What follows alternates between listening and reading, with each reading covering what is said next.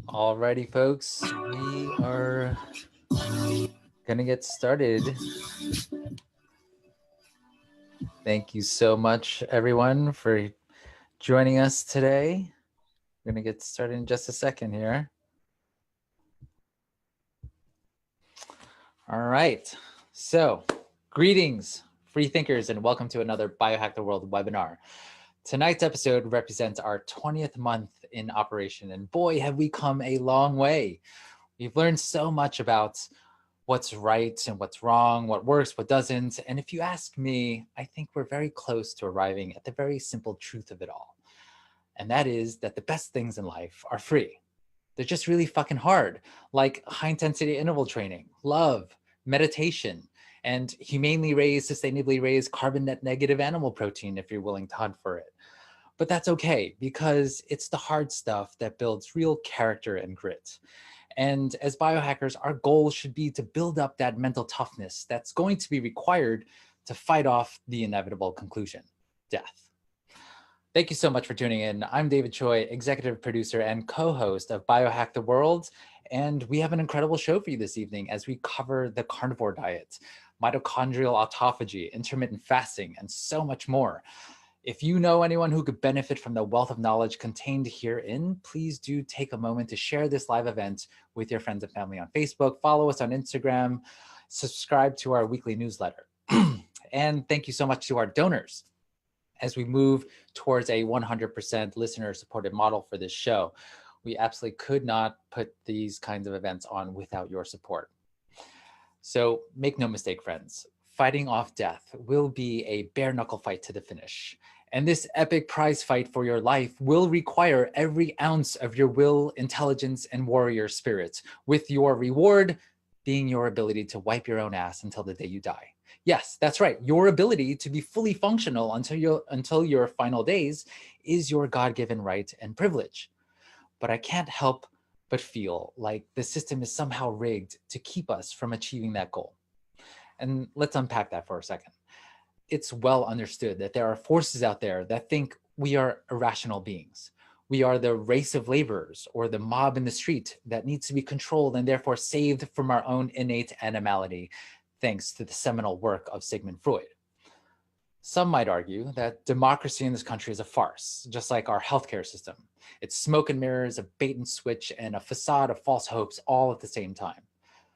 But that's truly how it's been since Edward Bernays, Freud's nephew, invented public relations, aka propaganda, back in the 1920s.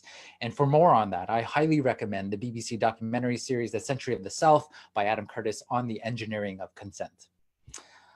And so fine, our whole way of life has been engineered by a small group of ultra-wealthy free market capitalists committed to controlling the masses and creating an orderly society. I get it, I truly get it. And let's assume for a moment that that's just what needs to be done. They present two candidates to appease us and give us the illusion of choice. They've created this little playground for us called consumerism, where we can run around and chase our tails all day in a race to accumulate an infinite amount of non-essential material goods so that we'll never have time to question authority. They'll pass down health recommendations and dietary guidelines through seemingly respectable institutions. And that may be all well and good, except for the fact that they're not scientists, doctors, or nutritionists. They're marketers that hold board positions on chemical fertilizer and pharmaceutical companies and plant-based conglomerates. They put profits first before public interest and safety. And they're actively working day and night to skew the data in their favor to sell more drugs, all at the expense of our health. Look, we all know Big Pharma is today's big tobacco. And the whole point of this show is to stick it to them, and to stick it to them good. And how do we do that? Well, I'm so glad you asked. It begins by hacking your diet and lifestyle to where you become radically self-reliant and your own #1 resource for health and happiness, where you know and understand just as much as the next person about how to make highly informed decisions about your dietary habits and overall well-being. We must resist the dumbing down of America and take back control of our health. Let's show the world what it's like to have complete agency and autonomy over our own internal constitution.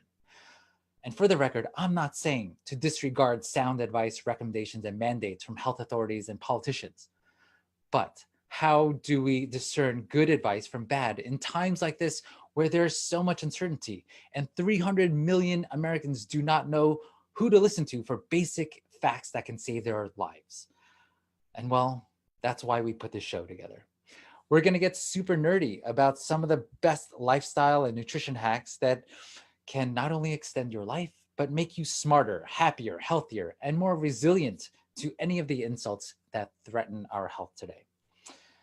And so here to introduce our esteemed speakers this evening is none other than our Miami co-host, Jonathan Hippensteel, who is now back home in Tennessee with the rest of the Hippensteel family, one of the fittest families in all of America, I might add, and whom I've been doing Saturday morning CrossFit workouts with online.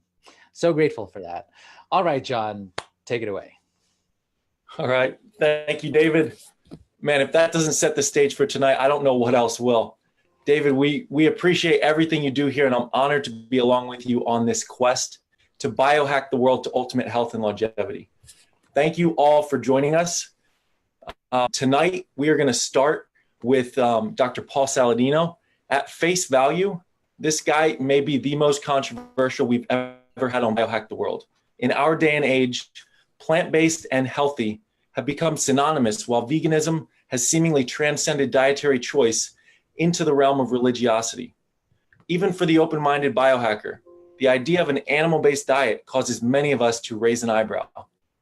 But everything about Dr. Paul Saladino and his work demands that we hear him out and delay jumping to any premeditated conclusions based on our upbringing or conventional thought and wisdom. I believe we even need to hold back our personal experiences bias, because the journey of health is never ending and always evolving. I could be in great shape now, but there's always another level. The modern world is waging an ever-intensifying war against our health, so we must constantly train and adapt to do battle within each new age. Dr. Paul lived for more than a decade in the same traditional medical world that our whole Western health construct was born from. He studied to become a PA in cardiology, and then he went back to med school at the University of Arizona, focusing on integrative medicine and nutritional biochemistry. He finished up with a residency at the University of Washington, all the while becoming more and more disillusioned by the shortcomings of mainstream Western medicine and its symptom-focused, pharmaceutical-based paradigm. He longed to understand why so many of the sick people he was seeing just weren't getting well. Enter the nose-to-tail carnivore diet. Now in his own private practice in the beautiful city of San Diego, Dr. Paul is hyper-committed to discovering and healing the root cause of his patients' diseases, regardless of where that leads him. And he's used the carnivore diet to reverse untreatable autoimmunity, chronic inflammation, and mental health issues in hundreds of patients. He's a true biohacker too. Not only is he pursuing his own optimized life, which includes a never-ending search to find that perfect wave, but he also has a powerful story of personal healing from autoimmune disease by way of the nose-to-tail carnivore diet. His book, The Carnivore Code, is the culmination of a rigorous scientific study to discover what he believes is the ancestral health solution. So ladies and gentlemen, fellow biohackers, without further ado, the carnivore MD himself, let's give it up for Dr. Paul Saladino. What's up, everybody? Good to be here. Thanks so much for having me on. That's like an incredible series of introductions. I think the show's over. I think you guys just like did the show. I mean, I'm just the icing on the cake. I mean, that was the meat of it right there. You guys are incredible. Thanks for having me. So I guess help me know what's next. You guys want to hear me kind of spiel? Or are you going to ask me questions? That was my impression. Like, I can just wind up and go, but yeah, actually you have 30 minutes on the floor for yourself, Paul. Okay, I get to do it all by myself, huh? Yeah.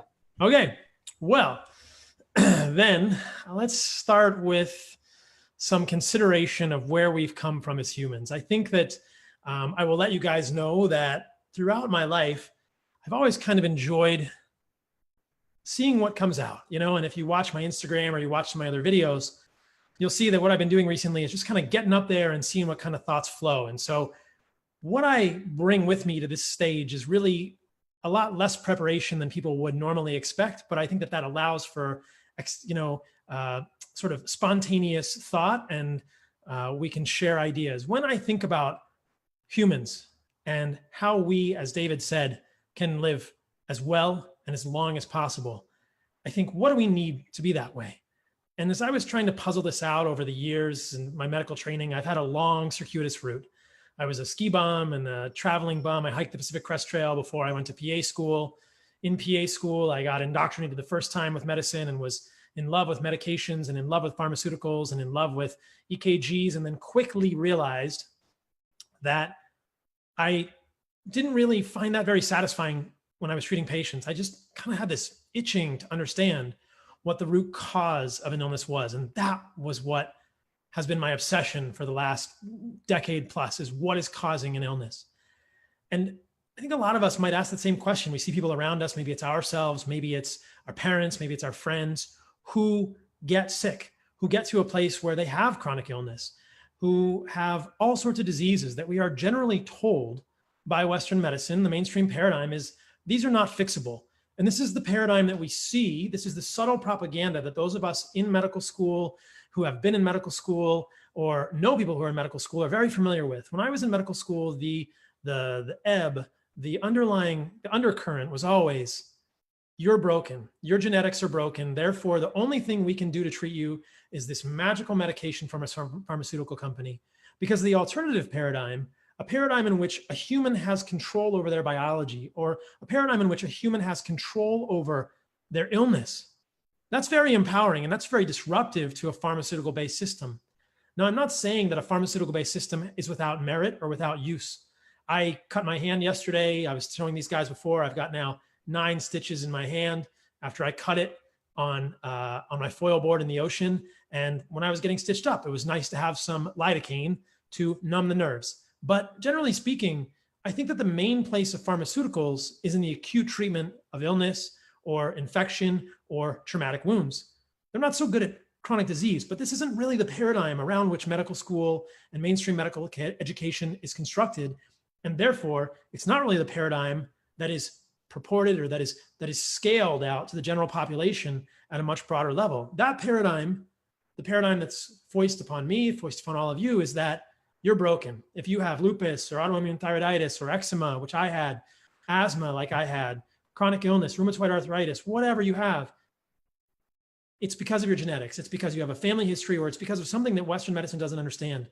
And that always kind of bothered me. And I always thought there's something else going on there. There must be a fulcrum. There must be a lock and a key. There must be something there, some sort of pseudo-magical key that allows us to unlock that and understand it. Because everything I was learning about the anthropology, the indigenous cultures, seemed to give me other stories. The incidence of chronic disease, whether it was diabetes or insulin resistance, all these things, it doesn't really translate. We see so much of it more in our modernized Western society that's very civilized. So why is that? Why is there the discordance? And this was just the kind of thing that just bothered me forever. And I kept thinking, what is it the key here? What is the basis of all this? And of course, a lot of you probably know the rest of the story. You know, I went to PA school, worked in cardiology, didn't like the pharmaceutical-based paradigm, went back to medical school, went to residency, started out studying psychiatry because I was fascinated by narrative and story and felt like perhaps there was a little bit of humanity left in medicine and psychiatry, and pretty much left that field feeling a little bit disillusioned also, finding that that was also pretty pharmaceutical-based and symptom-focused. So like so many of us, I've had to become self-educated myself, self-trained. We're all self-taught. No one is taught nutrition at an integrative level. No one is taught biochemistry at an integrative, holistic level in medical school. No one is taught what might be causing autoimmune disease at medical school or residency. Nobody's taught these things. So it's all of us who are sort of empowered to step outside of the bounds and say, I'm an engineer, or I'm a barista, or whatever, or, I do programming. I have brilliant friends who are, programmers, or do technology at Netflix, or they're engineers, or they're doctors, and we're all doing the same things. We're all journeying together to try and understand these out-of-the-box concepts that were never given to us, that we're just, absolutely adventuring through ourselves. So it's been the same way for myself. I'm self-taught with much of this as well. The nutrition, the biochemistry, certainly medical school and residency prepares one for a lot of the discussions, a lot of the literature, a lot of the terminology. But putting it together has always been my interest, and understanding how it all fits together, pulling back that 15,000-foot view and saying, how do things fit together? That's what's fascinating for me, looking for patterns. And the carnivore diet, where I've arrived right now, is sort of just my current spot. It's the stepping stone that I'm at right now. I'm sure it will continue to evolve. It's been evolving, but it's where I'm at right now. You guys are all catching a snapshot of my own evolution, just like you are evolving too. But where I've come to is this: with my autoimmune disease, with my eczema, with my asthma, I realized that food was a trigger, but no doctor ever told me that. They just are taught, we're all taught, here's cortisone cream for your eczema. Maybe you'll even get a shot. Maybe you'll take, an albuterol inhaler for your asthma. Maybe you'll take a long-acting beta agonist like Advair for your asthma. Nobody's ever taught, is there an immunologic component here that might be triggered by some sort of a discordance between the environment, the things we're taking into our body, and our genetics? Isn't that possible? Absolutely. And as I started to work with more and more clients and patients with diet, I just had more and more loss of religion experiences. There was this great song by REM when I was growing up, Losing My Religion. And that's been my life. It's just been constantly losing my religion, losing religions that I've been taught, whether it was medicine or other religions, just losing them all and trying to let them go, not with too much intention to hold on to them. I'm letting them go and trying to help my mind, help myself evolve the paradigm. So when we think about if food is the greatest lever in health and disease, what's the right food? And is it different for you than it is for me? Probably. Well, how much different? How much variation is there? What genes might be involved? Are genes involved? Which ones might be involved? And at what time in our life might we find some direction for this? So if you've read my book, The Carnivore Code, you know that, like I said earlier, the anthropology was the first kernel, the first sort of string that I pulled on. And that was where I began sort of my intellectual search as well. Knowing that indigenous people tend to not suffer chronic disease like we do at all, not have insulin resistance like we do at all, not have cancer incidence like we do. Think, what are they doing? How are they eating? How is their diet different than ours? Most of the literature, most of the study that's been done on indigenous peoples is done within the last 100 to 150 years. So we're looking at a really recent snapshot of them. And what we find is kind of the type of research that's informed things like the paleo diet, autoimmune paleo. They don't eat a lot of grains. It's kind of hard to find them. They're rare, seasonal. They don't eat a lot of beans. They eat nuts occasionally, depending where they are, but not a ton. They might eat some seeds, but not a whole lot.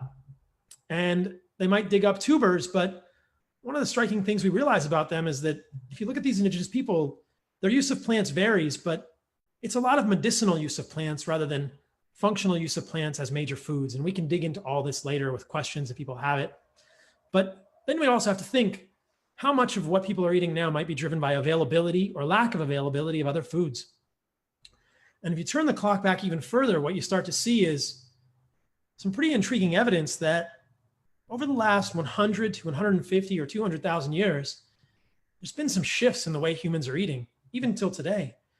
We don't have great records about what happened 200,000 years ago, 250,000 years ago, 2 million years ago, right when we were becoming hominids, becoming human, becoming Homo habilis, Homo erectus. But what we do know is that the size of the human brain, based on the cranial vault size of fossils, changed radically about 2 million years ago. And we can correlate that with the advent of hunting, looking at stone tools called Acheulean tools, which are bifacial, looking at cut marks on bones, looking at mass graves of animals, like suddenly our ancestors were herding them off cliffs and sort of killing them in a strategic way.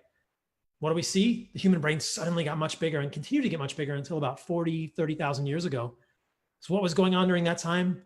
A compelling hypothesis that I advance in my book, The Carnivore Code, is that was eating animals, that eating animals made us human.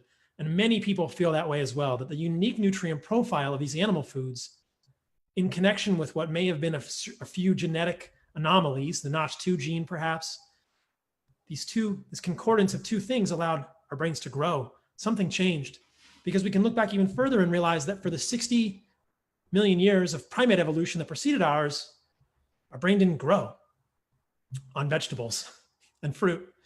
It was pretty much the same size, 300 to 500 cc's. And then from 2 million years ago until about 30,000 years ago, it tripled in size to an apex of about 1,500 to 1,600 cc's. We know that in the last 20,000 years, it's begun to shrink a little bit. We can talk about that too. But what was going on then? Well, it's pretty interesting to consider that might have been triggered by meat, and a lot of meat. The other thing we know about evolution, or at least about our anthropologic history, is that a lot of things have changed in the earth over that amount of time. And this is so fascinating, because this is what I was talking about earlier, about expanding the lens and seeing how things fit together. This is what's so fascinating. So we haven't even really talked about medicine much yet at all. We're talking about anthropology and archaeology and ethnobiology. Well, if we think about archaeology, we can look at humans and look at where we've come from that perspective. And we see that a lot of things might have happened differently 2 million years ago, 500,000 years ago, 200,000 years ago, than they did about 13,000 years ago. That's a pretty special point in human history, and nobody quite knows what happens then. There are alternative archaeologists like Graham Hancock, Randall Carlson, who suggest that there have been these catastrophic impacts on the face of the earth. And these are really compelling ideas, that some sort of a meteor perhaps struck the earth 12 to 13,000 years ago in a period called the Younger Dryas. What we do know is that 12 to 13,000 years ago, a lot of things changed. Sea levels changed dramatically. There's warming periods and cooling periods. A lot of things changed radically. And one of the biggest things that seems to have happened around that time was the extinction of megafauna. One of the narratives here is that we hunted them to extinction, which might argue for the fact that we were eating a lot of animals. But I think that that's less probable than a mass extinction event connected with a catastrophe. Again, that gets deeply into the realm of speculative archaeology, but it's a fascinating idea. What we do know is that before 12 to 13,000 years ago, there were a lot bigger animals on the earth, and probably a lot more of them than they are now. What happened in the interim, we don't quite know. What happened after that were some pretty crazy periods of warming and cooling that affected human civilization without a doubt. When it got really cold, things got really hard for us. Probably really hard for us to get a lot of animals, probably really hard for us to get a lot of plants. Pretty hard times for humans. And we can look back at even more recent history, the last 1,000, 1,500 years, and see periods of warming associated with Renaissance and proliferation of art, periods of cooling associated with Dark Ages and plague, the bubonic plague, the Black Plague, things like this. Major plagues happen when it cooled. So there's a lot of correlation between the events happening on the earth, our diet, and how they might have all changed. The reason I'm talking about that is because I think that it's possible that humans might have had a different diet 200,000 years ago, 100,000 years ago, than they did for the last 12,000 years. Jared Diamond talks about this in Guns, Germs, and Steel. He's had a lecture that he's done called The Worst Mistake in Human History, which is what he calls the cult of the seed. The idea that pastoralism, which we appear to have espoused 12 to 13,000 years ago, certainly led to some pretty major decline in the health of humans. Not surprising, right? You decrease the nutrient density of your food, humans aren't that healthy. They're less resilient to infection, a concept that's very germane today. And you see more problems in terms of human skeletons. You see more evidence of porotic hyperostosis, with a spongiform expansion of the skull and other tissues that are trabecular bone related to anemias and mineral deficiencies. You see more tubercular lesions connected with tuberculosis. You see more fractures, and you see shorter skeletons for people within the last 10,000 years.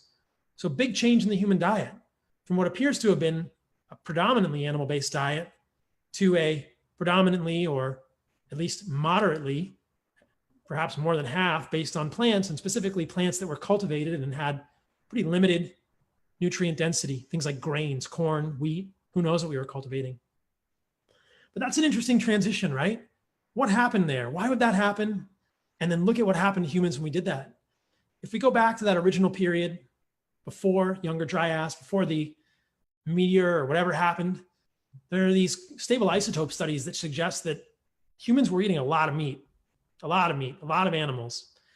And I don't know how many of you have been out in the woods and gone hiking or camping, but there's not a whole lot of wildly edible plants or plants that taste great in the woods unless it's the summer or the spring.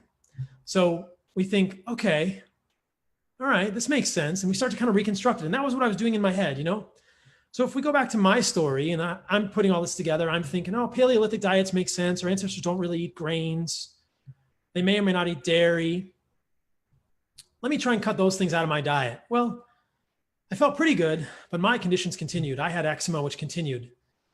And I tried to cut more and more things out. And I went deeper and deeper into the realm of plant toxins. And what I discovered was just an armamentarium of plant toxins. And then I thought, oh, this makes sense, I guess. Plants and animals have co-evolved for 450 million years. They've been sort of in this arms race, and plants have had all these chemical toxins that we're never really told about. But at this point, think about the staggering amount of ground that we've covered. To really understand this, we would all have to be educated in botany, anthropology, ethnobiology, archaeology, medicine. It's just too much for any of us. And it's interesting to me that it's so hard to put all these stories together, but I wish I'd had all those pieces in medical school. I wish I'd been taught all those things in medical school, because I think that all informs how we eat in order to be the healthiest humans that we can be. But when we think about plants and we think about their position in an ecosystem, we can anthropomorphize them a little bit. I think it's helpful. And imagine that there's really only one part of a plant that it wants to get eaten at certain times of the year, and that's the fruit. The rest of the plant, the roots, the seeds, the leaves, no. Plant doesn't want anything eating that. That's going to kill the plant. If that plant is going to survive, if that plant is going to pass on its DNA, which is what life does, which is a fascinating aside, how many people, have thought about this, that the DNA is able to just push between generations and generations. Like, our DNA has found out a way to become immortal. A plant's DNA has found a way to become immortal too. It's just generation after generation trying to live, trying to persist. It's not in the business of getting eaten by animals, except that one time of the year when it wants an animal to eat its fruit, spread the seed, but not eat the seed, because the seed is the plant baby. So if we look at the seeds, like a Paleolithic diet might tell us, we see a lot of anti-nutrients. Is this just woo-woo speak? No, we see them. These are real science. Things like phytic acid, oxalic acid, trypsin, digestive enzyme inhibitors, all kinds of things like that. We see frank toxins sometimes in seed. We see hydrocyanic acid, completely toxic to mitochondrial electron transport metabolism. Plants don't want their seeds to get eaten. So remember that grains, seeds, nuts, and legumes are all plant seeds. Plants don't really want their leaves to get eaten either, because that's how it's going to photosynthesize. Plants are autotrophic.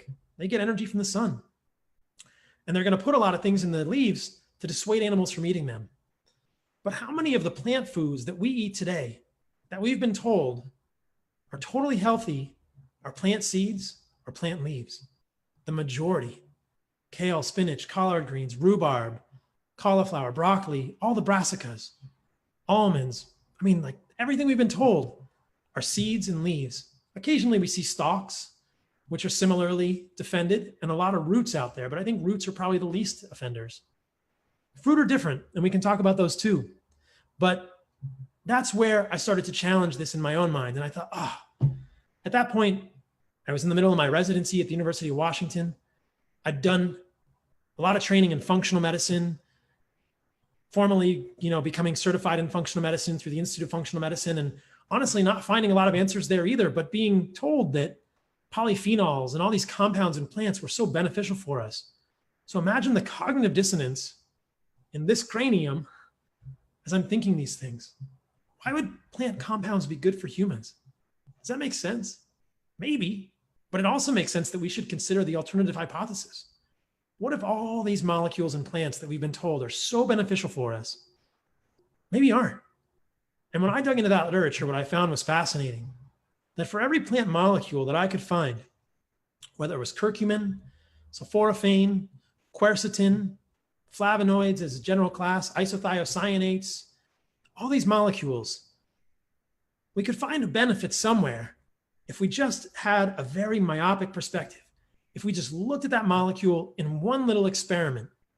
But whenever anyone had done the experiments to expand the frame, these molecules seem to have side effects in the rest of the body.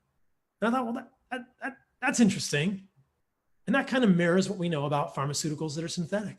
There's so much talk now of the pharmaceutical that's going to save us from coronavirus. And I just heard today that Gilead has developed a new molecule. And I thought to myself, yeah, well, what's it going to do in the rest of my body? And anyone here who knows someone that takes a medication, pick a medication, any medication. Pick a medication, any medication. It has a side effect. And a lot of them are pretty unpleasant. In my disillusioned residency in psychiatry, what I realized was that serotonin reuptake inhibitors were horrible medications, not benign at all. Before I went to medical school, I was talking to a friend who was the chief of family medicine at the University of San Diego. He told me that proton pump inhibitors were completely benign, totally safe medications. And I thought, that's crazy. You can't stop the stomach from producing acid and expect that to be a benign change. That's ludicrous. And what do we know about PPIs now? Increased rates of dementia, pneumonia, nutrient deficiencies. What do we know about selective serotonin reuptake inhibitors? All kinds of things, memory problems, libido, weight gain, lethargy. The list goes on and on. You mess with human biology with a foreign molecule, expect there to be side effects. Why do we think that these plant molecules are any different? Why would we expect that curcumin, a pigment, a polyphenolic pigment in the root of a turmeric plant, would be somehow different from that paradigm, would break that model, would be a molecule that is only beneficial for a human, but doesn't have a negative side effect somewhere else? This is really interesting. And the same thing with sulforaphane. Why would we expect that sulforaphane, which is an isothiocyanate and actually produced with a clear intention by the brassica family of vegetables to dissuade animals from eating it, it's a clear phytoalexin, it's a clear plant toxin. Why do we think that that would magically be beneficial for humans? Sure, for both of those, we could find an isolated effect if we're very myopic. But as I talk about in my book, when you expand the frame, you start to see some challenging ideas. Sulforaphane is known to inhibit iodine absorption at the level of the thyroid. Sulforaphane is a pro-oxidant. It induces lipid peroxidation in the membranes of our cells. Curcumin, many side effects, potentially affecting the p53, which is a major tumor suppressor gene, affecting thioredoxin reductase, affecting topoisomerase 3, affecting the hERG channel, which is a potassium channel. These molecules are kind of doing some dirty things in our body, which shouldn't be too surprising because they're foreign to our biology. They're not needed by us. They're not vitamins. They're not nutrients that we get. They're sort of plant molecules. They're sort of part of plant biochemistry. So I go into all this in more detail in my book, but this discordance was quite fascinating to me. Why are we told that plant molecules are good for us? And I asked a controversial question. I've always just been a controversial guy. What if they're not good for us at all? What if they don't do anything good for us that we couldn't achieve otherwise? And in fact, they're really just net negative. And I stand before you as living proof that end-stage polyphenol deficiency is horrible, because I haven't had a polyphenol in my body in almost 2 years. So as I joked about the other day on Instagram, I should be immediately combusting into oxidative fury right now. If my antioxidant system can't handle itself without exogenous polyphenols, where's the oxidative stress in me? Why aren't my joints falling apart? Why isn't my skin melting off? And why don't I have scurvy, which is a whole separate question. But if you do the actual science and you dig into the biology, what I've seen in myself is that when we eliminate plant polyphenols, we don't see an increase in oxidative stress in humans. And the literature supports this. There are numerous studies in humans showing that complete elimination of fruits and vegetables doesn't change oxidative stress parameters one bit. And there's actually studies out there suggesting that it improves them, which is a totally different paradigm. There's one study done in Denmark where they increased the amount of fruits and vegetables in the participants' diet for, I believe it was 6 weeks. And they went from, I think, 1 or 2 servings of fruits and vegetables per week to 6 to 8 to 10 servings of fruits and vegetables per week, a massive increase. The amount of vitamin C in their diet increased from 70 to 270 milligrams per week. And the amount of vegetables increased 10 to 12-fold. No change in the oxidative stress parameters, no improvement in the oxidative stress parameters. So there's a lot going on there. And you can do the same thing where you take people who are eating lots of vegetables and you remove the vegetables and see no changes. So if plant polyphenols aren't doing any good things for us, why are we eating them? Why did our ancestors eat them? And so the question that I asked was, well, maybe they didn't really eat them unless they were starving. Humans are omnivores. I think it's hard to make an argument against that. We know that we can eat those type of foods. We know that we can eat plants. But what if plants are just fallback foods? What if we're so ingenious in our evolution that we really only need to eat plants when we're starving? If we can't get animals, is there some sort of a diet that looks more like a carnivore diet, where we're not eating many plants and we're careful about the plants we're eating. We're careful to select the plants that are the least toxic, perhaps including some for variety, texture, color, or entertainment, just to be with our friends, but having the plants that are the least toxic while focusing on the much maligned, the very often incorrectly maligned animal foods. So what you see is we're having a complete paradigm shift. This is completely diametrically opposed to what mainstream medicine is now saying. A lot of doctors are jumping on the plant-based bandwagon, and what mainstream media is now telling us. Plants are good, animal foods are bad. I can't do that with my left hand, you guys, because I got the stitches. Plants are good, animal foods are bad. What if the reverse is completely true? Let's turn it on its head. What are the most nutrient-dense foods on the planet? What are the foods that have the most content of fat-soluble vitamins, water-soluble vitamins, minerals in the most bioavailable forms? If we ask the question empirically, if we ask the question scientifically, the answer is animal foods, without a doubt. Without a doubt. Nutrients, much more present, much more bioavailable in animal foods, without a doubt. Many of the plant forms of these nutrients have to be converted into the animal forms. Beta carotene to retinol vitamin A, alpha linolenic acid to EPA and DHA. The list goes on and on. It's very difficult to get nutrients from plants. We can do it in a pinch. But what if they're just survival foods? What if they're just survival foods? Do we need these foods? Maybe not. Maybe not. And what if our ancestors, up until 12 to 13,000 years ago, were primarily just hunting animals, using plants as fallback foods when they couldn't get animals, but using plants to bridge the gaps and understanding that plants existed on a spectrum of toxicity. So after all of that, sort of the two pieces of a carnivore diet that I've arrived at are these two central tenets. That contrary to mainstream media, animal foods are the most nutritious foods on the planet, and they should form a central part of every human's diet. They're an integral part of every human's diet. If we forsake animal foods, we risk greatly becoming malnourished and leading suboptimal lives due to nutrient deficiency. The second tenet is that plant foods exist on a spectrum of toxicity. And for some people, they can be very toxic and might just be some of the underlying issues that are causing much of this chronic disease that we're seeing. So animal foods, incorrectly vilified, incredibly nutritious. Plant foods exist on a spectrum of toxicity for which many people will have differential sensitivities. And by appreciating that and eliminating the most toxic ones or eliminating all of them and then adding back plant foods gradually can lead to a great insight into the way our body is being affected by the foods we're eating. In the world of coronavirus today, I wish I could have been standing in front of all you guys in New York City at the assemblage right now. Everyone is worried about the immune system. And there's been very little conversation about metabolic health and nutrient adequacy for a healthy immune system.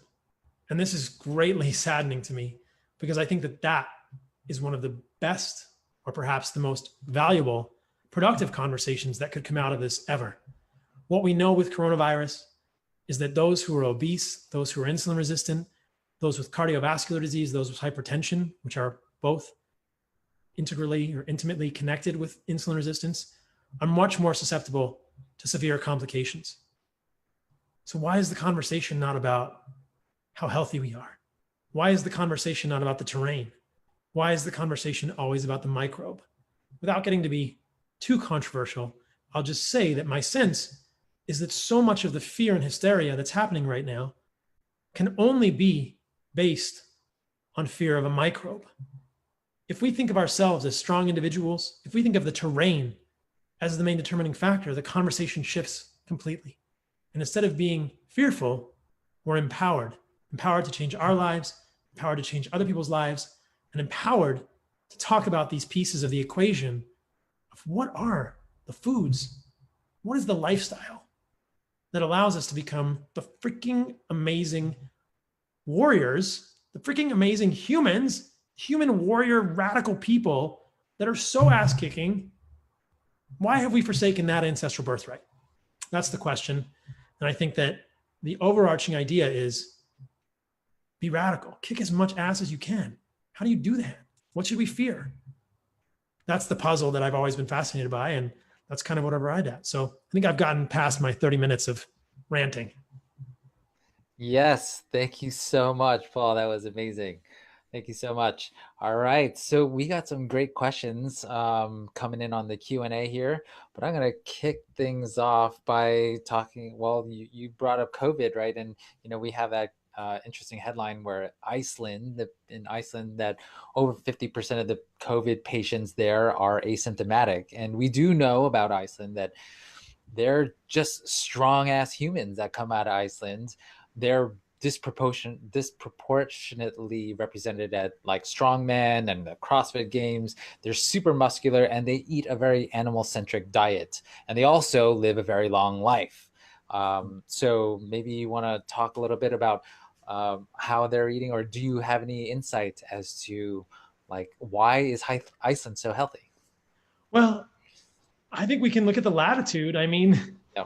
And they're also on volcanic ash. So that's kind of my theory, is that because they're on all their soil is on volcanic ash, it's super mineral and nutrient dense. And so all the plants and the animals that are eating those plants are also going to be able to absorb much more nutrient dense foods. So I think that's absolutely a great idea. And I think that sort of foreshadows what we'll talk about with regenerative agriculture, or quality of the animals we're eating in connection with the quality of the plants they are eating. But I think that ultimately one of the themes that might come out of this series of questions that follows is the importance of ecosystems. And I think that our ancestors have always understood that the ecosystem was sacred, and an ecosystem that's disrupted is going to be it's just going to hurt every piece of that web, right? This is the sort of ancestral Native American adage that life, man is just a strand on the web of life. He didn't weave it. And I think our ancestors always understood that they were part of an ecosystem, that the bison were part of an ecosystem. And if they disrupted that ecosystem, it was going to be very problematic. The health of the ecosystem is everything. And we've discarded that for discussions or for favoring things like monocrop agriculture. So that's foreshadowing about discussions of monocrop agriculture and ethics. But I think that you're absolutely right that in Iceland, we have a very high latitude. So the plants they're eating are minimal. And for much of the year, they're not eating a lot of plants, but they certainly eat some plants. But you're right, they do eat what might be considered an animal-centric diet. They don't shy away from animals. So Iceland, in a way, is the anti-blue zone. And I talk about this in my book, how the notion of blue zones is almost certainly cherry-picked. It's an eerie recapitulation of Ansel Keys and the 7 country studies, what Dan Buettner's done with the blue zones. But Iceland is essentially a blue zone as well. You can find a high concentration of centenarians there, and they eat a very animal-centric diet. The point that you make about the asymptomatic levels of COVID or coronavirus are quite fascinating. And I think that it asks the same question. What is it about the small percentage of the population that gets very sick with coronavirus that distinguishes them from the very large percent of the population that is asymptomatic or has a mild infection? Mm-hmm. Is this back to the same paradigm that I experienced in medical school? Oh, it's your genetics. Well, what if it's not? What if it's your nutritional status? What if it's your nutritional robustness? What if it is the nutrients in your diet and the nutrient density of your diet that determine your response to everything, right? How fast you heal a cut on your hand, how quickly your body can respond to a novel infection. All of these things, how resilient you are emotionally, how your mood is, your libido, all these things, right? What if there is a lever that we can pull? What if this is not out of our control? Then the conversation is completely different. And we know that so many nutrients, vitamins A, D, E, C, K, K2 especially, all the minerals, selenium, zinc, copper, the B vitamins, especially riboflavin, pyridoxine, B12, crucial for a healthy immune system. Where do those nutrients come from? Predominantly, they come from animals. Mm-hmm. Those are animal-based nutrients. And we can talk about vitamin C and go down that rabbit hole. But if you really want a nutrient-dense diet, and we really believe that nutrient density is tied to immunologic resilience, we're right back to where those nutrients found, and we're right back to animal-centric diets. Mm-hmm. So I think it's a fascinating observation. Do you choose your animal protein that comes from a specific region? Because I just was recently, or just yesterday, I looked up New York farm to get grass-fed animal protein, and they said that because of the rainfall there, the mineral density of the pasture there is not as great as it should be, and so therefore they leave out big mineral blocks for their cows, and the cows can go and get the minerals that they need as needed. I just was, really shocked that the cows are that smart to know, like, oh, I'm actually missing this mineral. I'm going to go to the mineral block and start taking that. So it's a fascinating idea. I think that gets back to the idea of ecosystems and respecting ecosystems. And I love what you said at the introduction for all this, that as biohackers, we're thinking about how to do all these things. And these things are hard. But I think that these things maybe weren't so hard in the past. Like, certainly our life was not easy when we were indigenous hunter-gatherers. But so many of these things kind of fell back into line when we were part of an ecosystem. We were eating bison. Our Native American ancestors were eating bison off the plain in the United States. Like, that's an ecosystem. That's a bison dying on the plains, putting all of its nutrients back into the earth. It's a bison eating grass. It's the Native Americans, like, putting all the compost of the bison back into the earth. It's a Native Americans not monocropping anywhere. And you think the nutrient quality of that soil has to be so much better. What's in the plants, those bison, they're part of an ecosystem. So I agree with you. I think we've gotten ourselves into a little bit of a bugaboo here where by destroying ecosystems, we've made some really bad, we've created some bad ramifications long-term. But thinking about the quality of the soil, you're right, where the animals that you are eating are coming from, that I think is huge. That I think is huge. I do think about that as much as I can. I try to get my meat from places that have the darkest dirt. You want soil. Yeah. You don't want dirt. I want dark dirt. I want like the really dark dirt. Yeah, sure. But I also want to try to stay local to be environmentally sustainable. And so I'm trying to choose somewhere up in New York, but it's tough, right? So yeah. And I think that, the majority of the soil in the US, I think, is okay. But one of the things we know is that, places in the world where there are nutrient deficiencies like boron, we run into problems with that kind of thing. All right. So we got some great questions in the Q&A. John, do you want to kick it off? Yeah, David, actually, Seem from Estonia just logged in. Oh, shoot. Nice. So I'm going to introduce him real quick. Okay. We'll give him the stage, and then we'll jump right back into the Q&A. But, Paul, thanks so much. It's been awesome so far. Okay. We're going to give Sim the stage. Thank you. So Seem is first and foremost a consummate biohacker. He's striving to optimize his own mind and body, living out his ultimate purpose to empower us to live out ours. He hails from the tiny yet fascinating country of Estonia, which is a biohacking hotbed, and he's an author, speaker, content creator, and coach focusing on human optimization, nutrition, and peak performance. We're extra grateful he joined us. I think it's like 2 a.m. over there, so he just got on. He's only 26 years old. He wrote his first book in a month when he was just 21. Very impressive dude. He has an online following in the hundreds of thousands, and he practices everything he preaches in true biohacker form. I can't wait to see what he gets into over the next 5 to 10 years, but he already has more than enough to share with us tonight. Ladies and gentlemen, please welcome Mr. Seem Land. Hello. Did I arrive late or something? I thought the webinar was starting like around this time, but it turns out like you just guys already started. Yeah, we already started, but just take it away, man. You're good. Don't worry about it.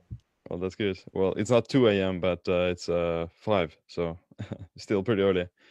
But yeah, I'm glad to be invited to this webinar, and super grateful to be sharing the stage with Paul Saladino as well. I'm a huge fan of his work as well, and I am myself kind of focus a lot on the topic of time restricted eating and intermittent fasting, because that's also one of those, let's say, topics or practices that's quite ancestral and is very kind of aligned with the same principles of like hunter-gatherer living and just being as a healthy biohacker as well, because it's not just useful for losing weight, but the research is also showing that it has quite a lot of health benefits. And it's quite empowering even. I'm also gonna share some slides about it. I'm gonna share some slides. I'm gonna share the screen so that you can check it out. And can you see it? Yeah, you're Yep, good. you're good. Yeah, and that's good. Well, yeah. Basically, I'm gonna cover what's the idea behind time restricted eating, and what's some of the research and the benefits that you can expect to gain. Basically, this concept emerged just a few years ago when these three scientists, they discovered or they got the Nobel Prize in Physiology and Medicine for the discoveries of the mechanisms controlling circadian rhythms. The circadian rhythms themselves, they have been around for a few decades, but science hasn't really fully grasped the idea of how they affect our body and how they affect our health. But it turns out they're pretty important, and you can probably expect like more and more research come out over the next few years. So basically, the circadian rhythms are your body's diurnal rhythms that are connected with the light or the day and night cycles of the environment. And it turns out that basically every cell in your body and every organ, it has its own clock that is kind of governed by the master clock inside your brain.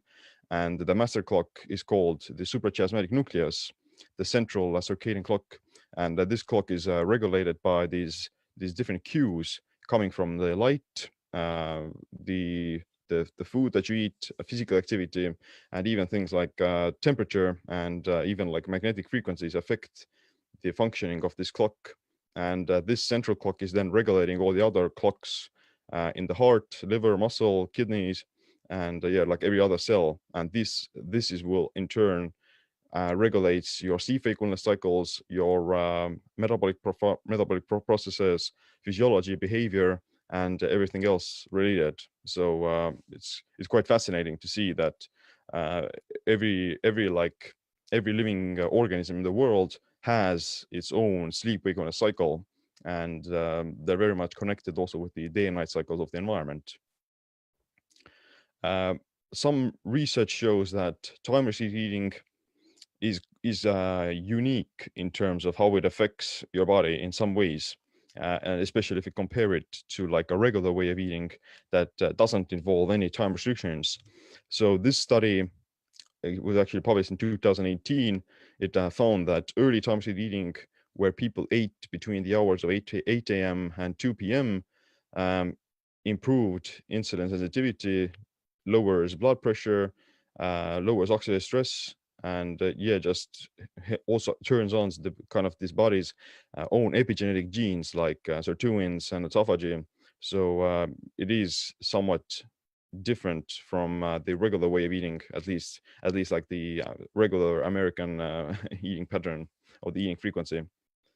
Then there's also studies showing that time restricted feeding improves risk of metabolic disease, lowers body weight, lowers cholesterol, lowers triglycerides, lowers blood glucose, insulin, and other inflammatory biomarkers.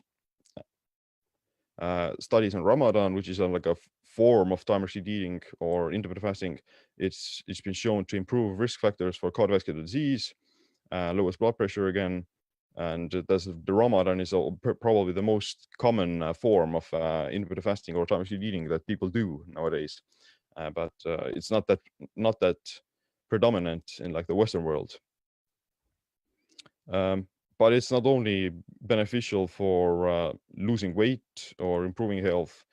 Even people who are into weightlifting can see great results from it. So this 2016 study compared one group who did like this very common form of time restricted eating where they fast for 16 hours and eat within 8 hours versus the regular way of eating with no time restrictions. And they saw that both groups, they were able to lose fat as well as build muscle. But the group that did the 16 and 8 method, where they fasted for 16 hours, they were able to burn more fat, just a little bit.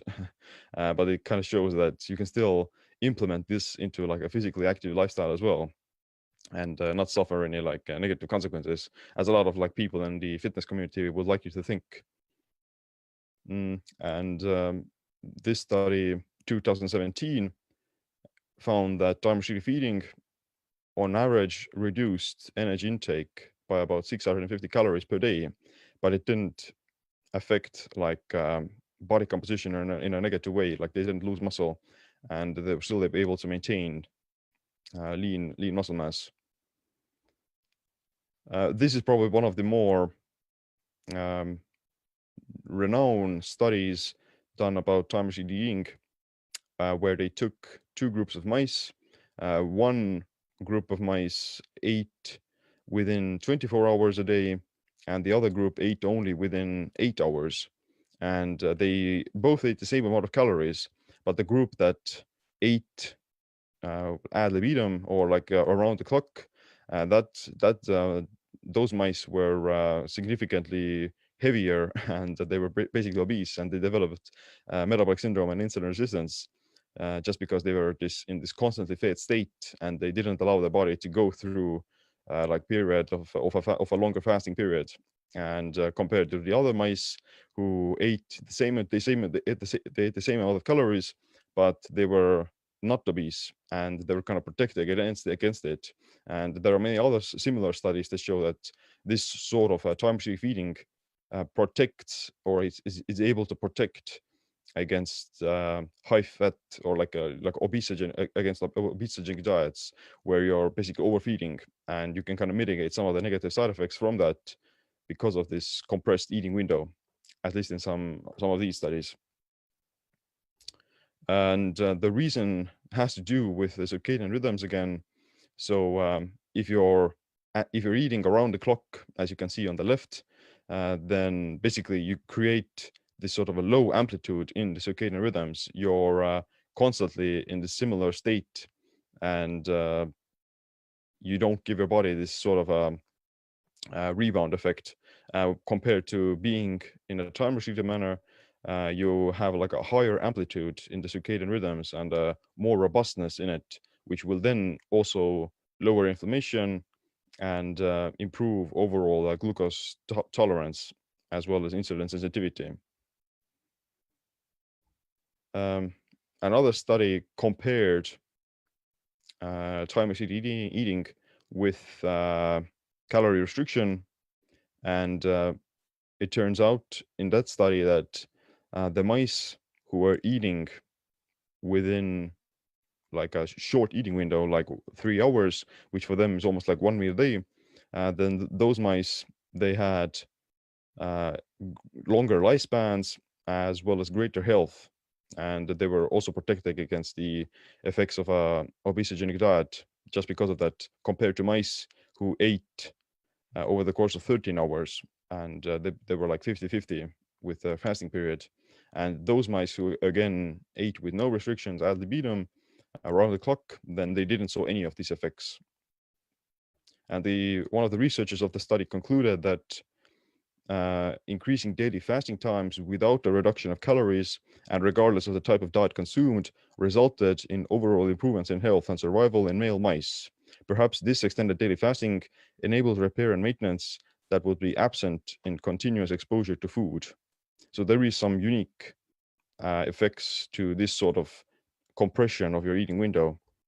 And in fact, like a pretty recent 2019 study published in December concluded that studies in animals and humans have shown that many of the health benefits of intermittent fasting are not simply the result of reduced free radical production or weight loss.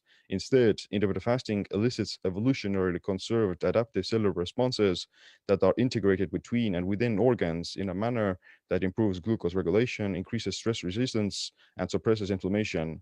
During fasting, cells activate pathways that enhance intrinsic defenses against oxidative and metabolic stress, and those that repair or those that repair damaged molecules. So basically, your body still isn't just improved due to the weight loss or fat loss. You also have this sort of a unique effect that is connected to the all the other processes that get activated during fasting, as well as the circadian optimization. And one of those things is called autophagy, which a lot of people might have heard about. And autophagy is also one of the central components to life extension seen in calorie restriction. So, for example, in some studies where, let's say, mice who are genetically modified in a way that they don't express autophagy and they're put under calorie restriction, then those mice don't live longer because the autophagy gets suppressed. Whereas when autophagy gets activated in a appropriate manner, then they still live longer. So the kind of key factor is autophagy, and at least in calorie restriction, in a lot of ways. And that also kind of tells you that if you want to gain the benefits of calorie restriction in terms of longevity and increasing lifespan, then you don't necessarily have to focus solely on the calorie restriction, but instead what you have to kind of think about, okay, how do I gain the benefits of calorie restriction without necessarily like starving myself and putting myself into this starvation state. I can use some aspects of intermittent fasting to kind of mimic the effects of calorie restriction and still make it work in like everyday setting more conveniently.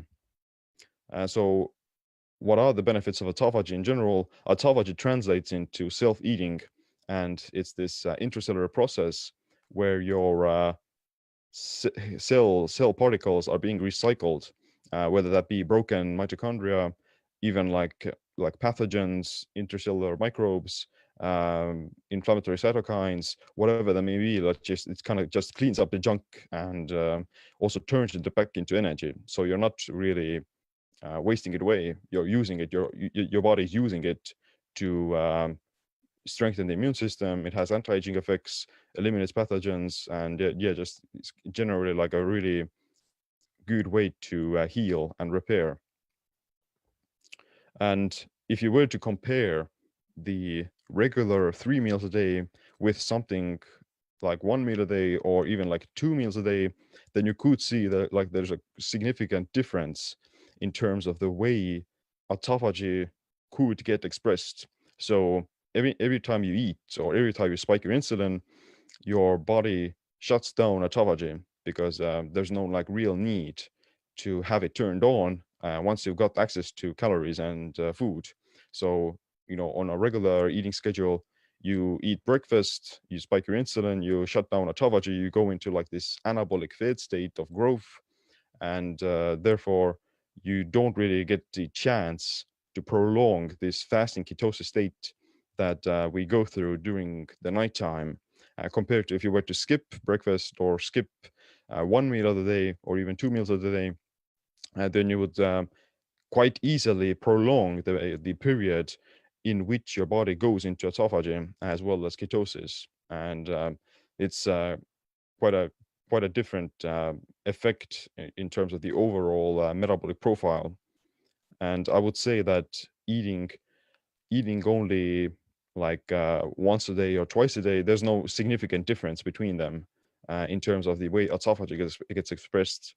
You can still get autophagy by fasting for like 12 hours a day, even if you combine it with some form of let's say high intensity exercise or taking a sauna or something else like that. So there are also some ways of speeding up the process of autophagy without necessarily having to fast for that long.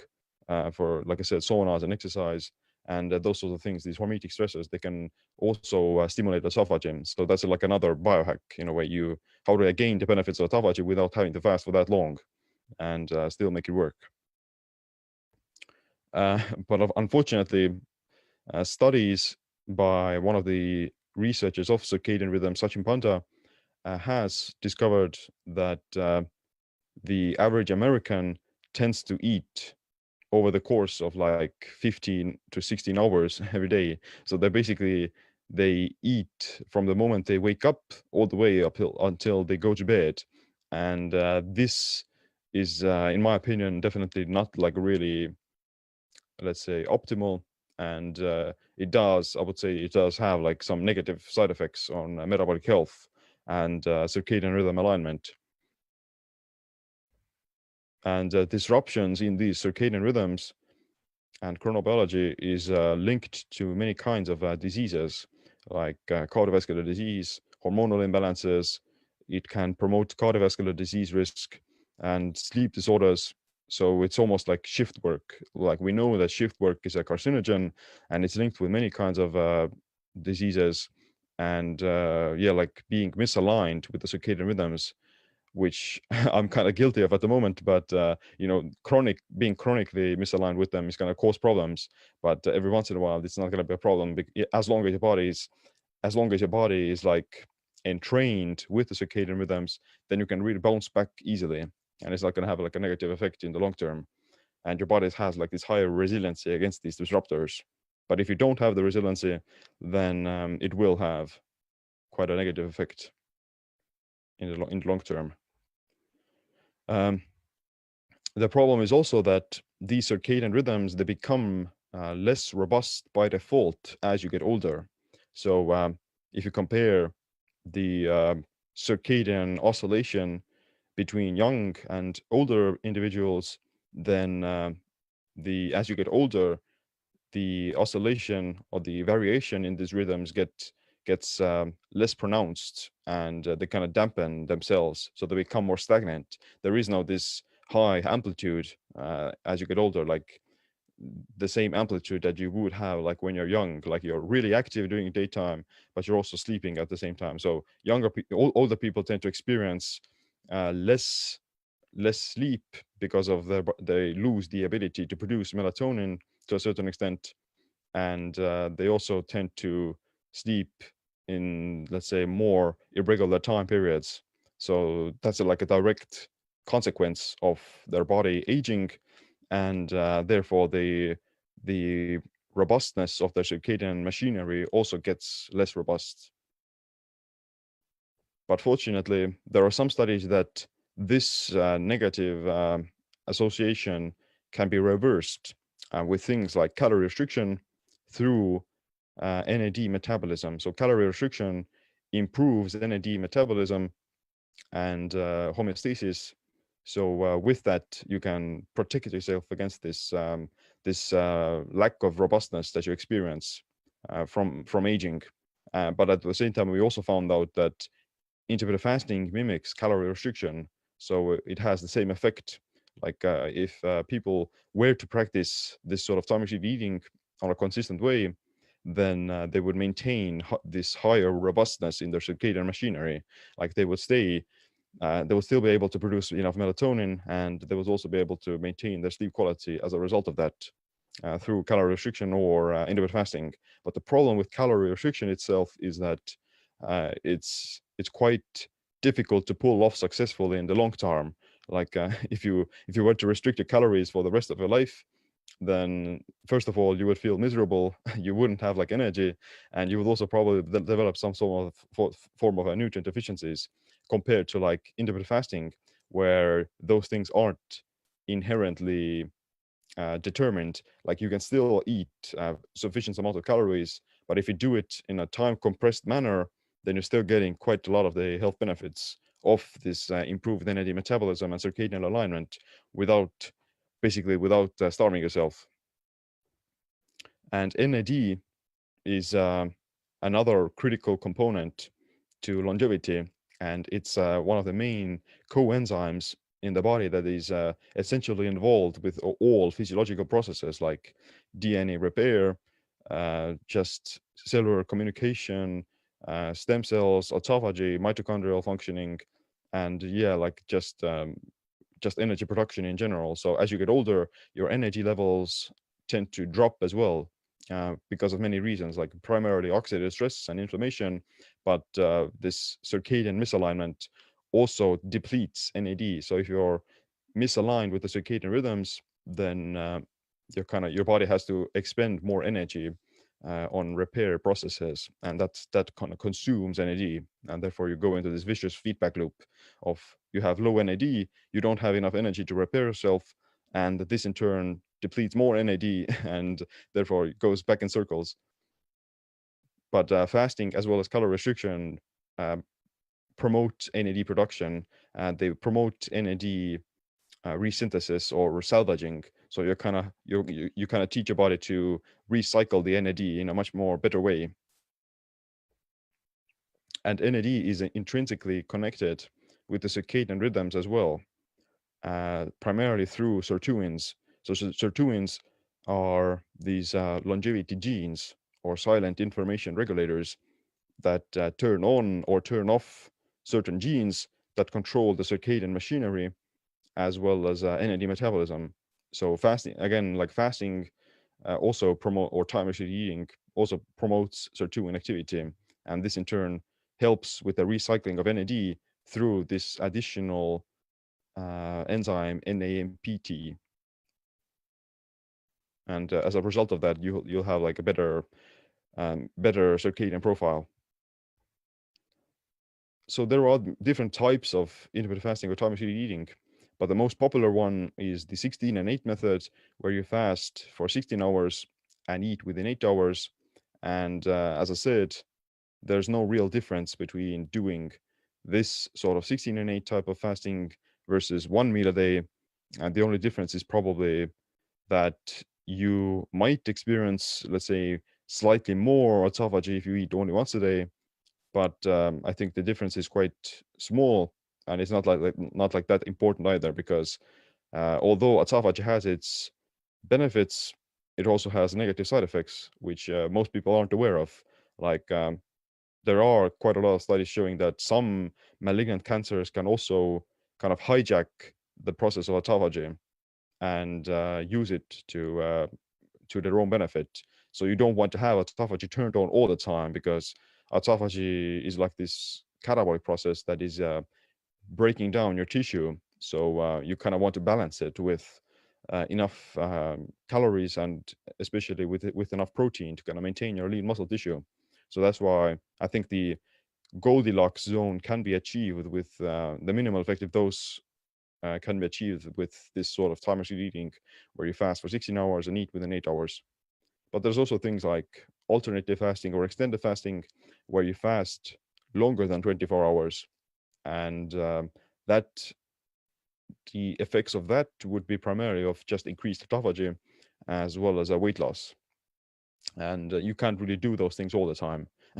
You can do them every once in a while for like medicinal purposes, but yeah, like you can't do them consistently all the time. What about Okay, let's talk about like what are the differences between early time restricted eating and late time restricted eating? Like, is it better to eat earlier in the day, or is it better to eat later in the day? So as I said before, one of those studies where they compared this sort of early time restricted eating to the regular 3 meals a day saw that the compressed eating window improved blood glucose and insulin sensitivity and autophagy gene expression.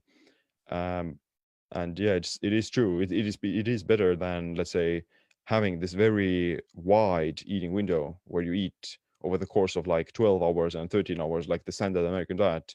You eat from morning to bedtime. That's not like the best way of going about it. So there is some compression of the eating window is going to be generally better and healthier. But in other studies where they compare eating early versus late, they see no significant difference. So in this study, they took 15 people, they put them into two groups. The first week, one group ate in the morning. They ate basically from, I think it was like from 8 a.m. to 2 p.m. And the other group ate later in the day. They ate from like 12 p.m. to 8 p.m. So one of the group ate breakfast and lunch, and the other group ate lunch and dinner. And then they did that for a week. They took a break from any kind of fasting for 2 weeks, and then they switched. The ones who ate early ate now late, and the ones who ate late now ate early. And they're gonna eventually saw that there was no significant difference between their glucose homeostasis on glucose control. But if they were to compare their results with the time when they weren't doing time restricted eating, then they saw that the results were still better compared to when they weren't doing it. So it kind of tells you that even it kind of tells you that it doesn't matter whether you eat slightly earlier or slightly later.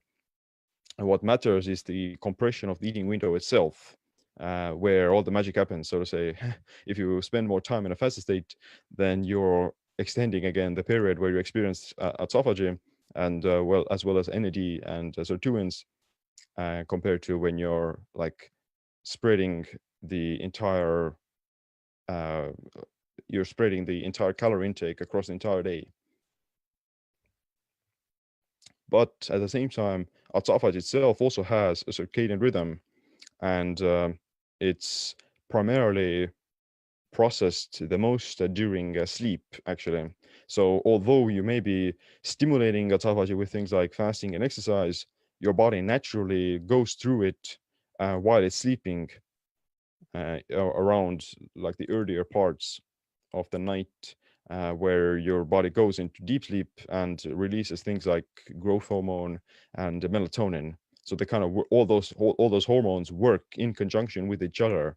They kind of the body orchestrates all these processes into deep sleep, because it's like the best time to do it. Like you're in this low metabolic state, you're not really burning energy that much, and you kind of allow your body to kind of repair, because it wouldn't make sense to start repairing itself during daytime while it's running away from predators or something. So when you're sleeping, that's where all the kind of recovery takes place. Coming up And on time, Sim, just letting you know. yeah, I have just a few slides left. And basically, yeah, like melatonin, it kind of self is central to the circadian rhythm regulation. It controls all the clock genes, it controls sirtuins, it controls energy metabolism, and it also controls autophagy.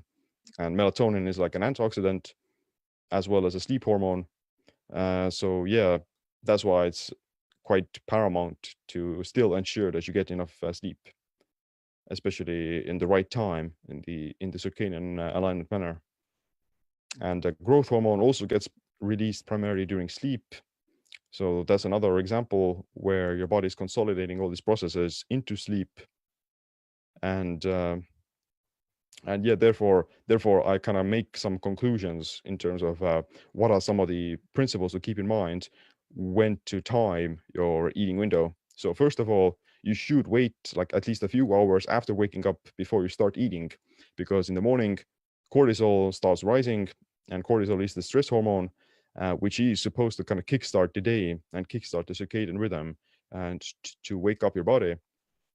And with especially with like sunlight hitting your skin and hitting your eyes stimulates the circadian clocks to kind of wake up and align the body with the circadian rhythms. But the problem is also that you don't really want to be eating with high amounts of cortisol, because like I said, it's a stress hormone that can predispose you to weight gain, that can inhibit some insulin sensitivity. So it's better to kind of wait at least a few hours before you eat, as to allow the cortisol to drop. Secondly, you should also stop eating a few hours before bed, because like I said, melatonin is important for promoting sleep as well as a circadian alignment, and therefore you don't really want to be having to have too much digestion going on when you go to sleep, because that's going to inhibit melatonin production and therefore decrease sleep quality as well. So the kind of general guideline would be to wait maybe like at least like 3 to 4 hours before you go to bed to stop eating. And lastly, it's not a good idea to have snacks all the time either. And it's generally better to have like a smaller eating window, because with the snacks and with high eating frequency like breakfast, lunch, and dinner, then you're essentially keeping your insulin spiked throughout the entire day, especially if you're eating like the standard American diet with high amounts of carbs. It's less of an issue on a low carb diet, but yeah, generally still, snacking in general would also interfere with autophagy production and so on. So you would want to just have like regular meals, like 2-3 meals in a compressed manner, or one meal, depending on your choice. And definitely like no, you shouldn't even eat at nighttime.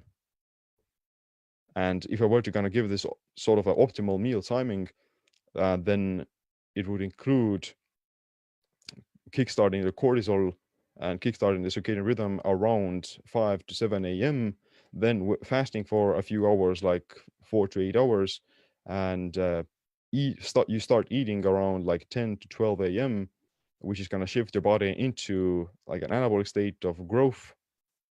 And then you eat over the course of like 4 to 8 hours until sunset. And once the kind of sun has set, then that's sort of a cue that nighttime is coming, and therefore your body starts to prepare for sleep by releasing melatonin, and you kind of also inhibit, or then you should also stop eating. And generally, you wait at least 4 hours before you go to bed when you stop eating. And lastly, sleep itself is also quite subjective, but generally like 6 to 8 hours tends to be the optimal amount for sleep, and that's where your body's gonna releases melatonin autophagy and promotes recovery. So that's kind of my presentation. So yeah, thanks for listening. And yeah, kind of the main idea is that some form of intermittent fasting is great for just getting the health benefits and aligning yourself with the circadian rhythms, which has quite a lot of like anti-aging effects as well on your body, in addition to just weight loss. All right, amazing. Thank you so much for that awesome presentation. I know for sure we all want to know how you eat, what you eat, and also your timing, and as well as Paul. So Paul, if you can join in on this fun conversation. We're now transitioning over into the Q&A portion. We have about 30 minutes left, but I do want to say that, so in the spirit of the whole carnivore idea, and I've definitely gone mostly carnivore. Yesterday, I broke my fast at 4 p.m. I know that's not ideal with your timing that you had just mentioned, Seem. But I broke my fast with a big steak, and I tried to eat another steak later for dinner. And I walked out. I looked at the steak. I was like, I don't think I could eat this. I'm just so full. I just had no hunger in me. But I know that steak tastes great. So I think that's a great thing about eating fatty cuts of steak, that you can eat it and then it's just so satiating. But okay, so can you take us a little through your diet and what you eat on a daily basis, Seem? Yeah, I do like to eat some sort of like a low carb ketogenic diet because, like you said, fatty cuts of steak are pretty satiating, and it's really easy to. I find it really easy to fast with that, and you kind of don't have hunger because you're tapping into ketosis and you're using your own body fat for fuel most of the time. So I like to eat. I do implement like nose to tail foods, but I also implement some plants, vegetables, that sort of things. We have our own chickens, so we have eggs, and we grow a lot of our own herbs and those sort of things. So yeah, I'm quite fortunate in that way. But yeah, I do eat low carb, keto, with meats, organ meats, eggs, fish, and some berries, vegetables, and that sort of thing. Cool. Paul, you're muted, but Sounds carnivore-ish. A lot of carnivore-ish. That's amazing. Love it. Yeah. Do you So guys want to hear Paul, about, or is this the question for me? My yeah, diet? yeah. We all want to know like how you eat. When do you break your fast? What's your fasting schedule, meal timing? Yeah, yeah, I love that kind of stuff. It's so interesting understanding when the autophagy lever actually gets switched and how we can leverage all that. And I prefer to eat in the morning and in the afternoon, and then skip dinner. I love skipping dinner. I don't like eating after 4 p.m. I just think it's an interesting thing. So I'll eat breakfast at 8 or 8:30 or 9 when I have a break in the morning from working, and then I'll eat probably a lunch dinner around 2 or 3 or 3:30, and I eat 2 meals a day. What time are you waking up? Sorry. Depends on the day, maybe 6:30 or 7. So Okay. I usually get up and meditate and hang out and move around a little bit, and don't eat breakfast right when I get up. I kind of wait for the hunger cue, but I will eat breakfast in the morning. Yeah. But the reason why I personally like push off food as much as possible, because I sit down a lot, like emailing, coding websites. So it requires a lot of just stationary, me sitting. It's kind of sedentary, right? And so my whole philosophy was, okay, don't eat and then sit, because then that's probably not good, right? I'll open that up to you guys. What do you guys think of eating then sitting? But also probably depends on what you're eating, right? And then sitting. Hmm. Yeah, certainly. Like if you eat like this sort of food that makes you uncomfortable, then it's going to be more detrimental to your digestion while sitting.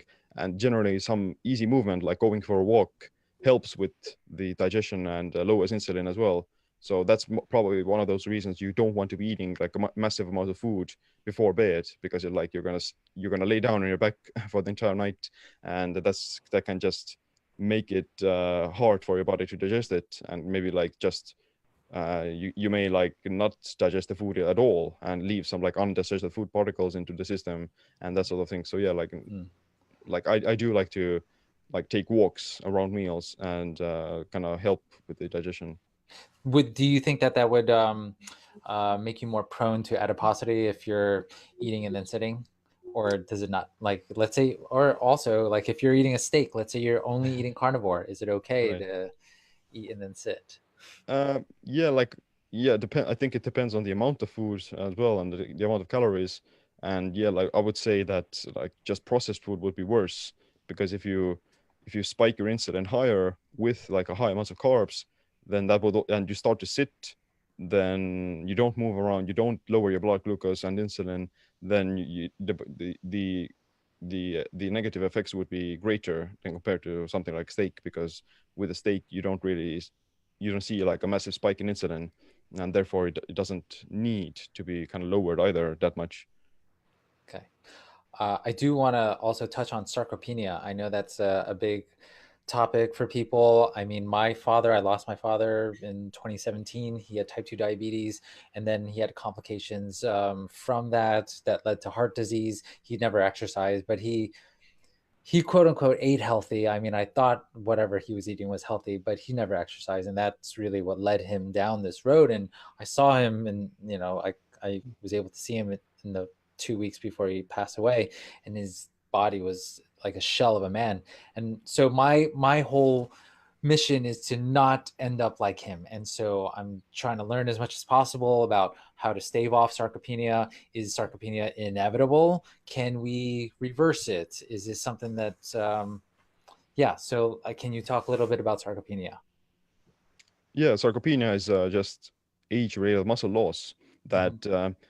I think it happens primarily because of disuse. You're not really using your muscles, as well as poor diets, not eating enough protein, not eating enough nutrient-dense foods, and it's certainly you can at least you can slow it down greatly. Like there is some natural decrease in muscle mass that occurs because of like lower testosterone and lower growth hormone, but a lot of it can be slowed down and prevented with like staying active throughout your entire lifetime, and especially doing resistance training, not like cardio and those sort of things, because although running is great for cardiovascular health and those sort of things, but you don't really build muscle with it or maintain it. So if you're only doing cardiovascular exercise, then you can still experience sarcopenia. So that's why resistance training, whether that be with like weights, calisthenics, kettlebells, whatever it may be, even like gardening and like just staying physically active, all those things are quite mandatory, especially as you get older. And yeah, like that has to be coupled with a quality diet as well. And I do think that a higher protein diet is beneficial for preventing sarcopenia as well as slowing it down, because your body also loses some of its ability to utilize protein as you get older. So yeah, like a carnivore diet with some resistance training is probably pretty good for preventing sarcopenia. And Paul, what's your plan to stave off sarcopenia as much as possible? Kick ass, man. Stay Yeah. radical. So there's this, there's that interesting switch that people talk about, the muscle protein synthesis switch. Is there a magic number for leucine? A lot of people put it about 2.6 grams of leucine in a meal, which is kind of an interesting number, because for many Americans or even people throughout the world, if you want to prevent sarcopenia, I think about my parents. My mom and dad are both 70 years old. How many of our parents are getting 2.6 grams of leucine twice a day or 3 times a day? I think as we age, we should aim to get that number frequently, which brings us back to sort of nutrient adequacy, amino acid ratios, and net nitrogen utilization of animal versus plant foods. But what we know is that you can eat 3 to 4 ounces of red meat and get 2.6 grams of leucine, but you'd have to eat a mountain of rice and beans. You could get it with plant foods, but you would have to eat a whole lot more of them. And I do think that despite James Wilkes' assertion that the DIAS, the digestible indispensable amino acid score, is inaccurate, I think that his characterization of that is false, and it's a pretty darn accurate test.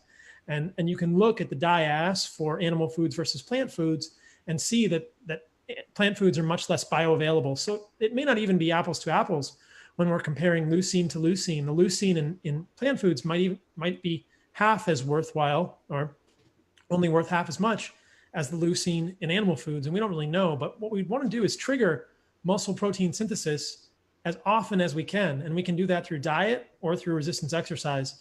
So you can imagine, like for my mom, who's a 70-year-old woman who has osteoporosis, I'm thinking, how do I get her to eat 2.6 grams of leucine 2 to 3 times a day? In the morning, she'll have like an egg or two. It's probably not enough leucine, right? Thinking, it's hard. Like our parents don't want to eat 4 ounces of meat 3 times a day, but that's really a functional strategy that you could use. Like, what is your 2.6 gram of leucine number? And that number is based on volume of distribution, not body weight. So that's pretty much a pretty solid number, whether you're 6'3" or 5'2", because the volume of distribution of your blood doesn't really change. So you think about that and resistance exercise, and I think that's the way to do it, which means, countering that or taking that in connection with like a time restricted eating strategy, you might think about eating 2 or 3 times during that 8-hour window or that 7-hour window, with at least, that trigger, that muscle protein synthesis trigger during that time, and then doing some resistance exercise, and then you'll just always be stimulating the muscle. So are you having, just curious, because you bring up your parents, and I also, I'm dealing with my mom. Are your parents, do you find them to be eating healthier because you're on this track and you're preaching the gospel of carnivore? I definitely do. It's interesting. My father's an internal medicine doctor, and I've always respected him, revered him my whole life. And it was fun for me having him help me edit my book. And I think that he's seeing a lot of the things that he was taught and a lot of his paradigms challenged. And he's pretty open to that. He's not eating perfectly, but he's eating a lot more grass-fed beef. And I got him to do some desiccated liver pills. And wonderful. I think my parents are eating more grass-fed beef, which, mainstream medicine will tell them is bad for them. And I would tell them is crucial for their long-term health. So I think it's good that we can challenge those ideals and think like one of us is wrong. Either mainstream medicine's wrong or I'm wrong. Hopefully we'll find out. Yeah, lucky for you. My parents will listen to me, or my mom won't listen to me. She's like, I'm going to eat what I want to eat. You do what you want to do, and I'll do what I want to do. And it's so hard. God, it's very frustrating. Yeah. All right. John, do you want to jump in here? Sure. Getting to that, Dr. Paul, in terms of, there were a few questions, I'll summarize a lot of them, but ranking animal protein, kind of the nutrient, how nutrient dense animal proteins are, and then also talking about dairy a little bit, if you don't mind. Sure. So I think when I think about animal protein, you have to separate it into muscle meat and organ meat and realize that all the organs have a unique nutritional profile. And just like you wouldn't eat exclusively spleen and only spleen all day, every day, we probably shouldn't be eating only muscle meat all day, every day. And, I heard Seem talk about nose to tail, and I've heard you guys mention nose to tail.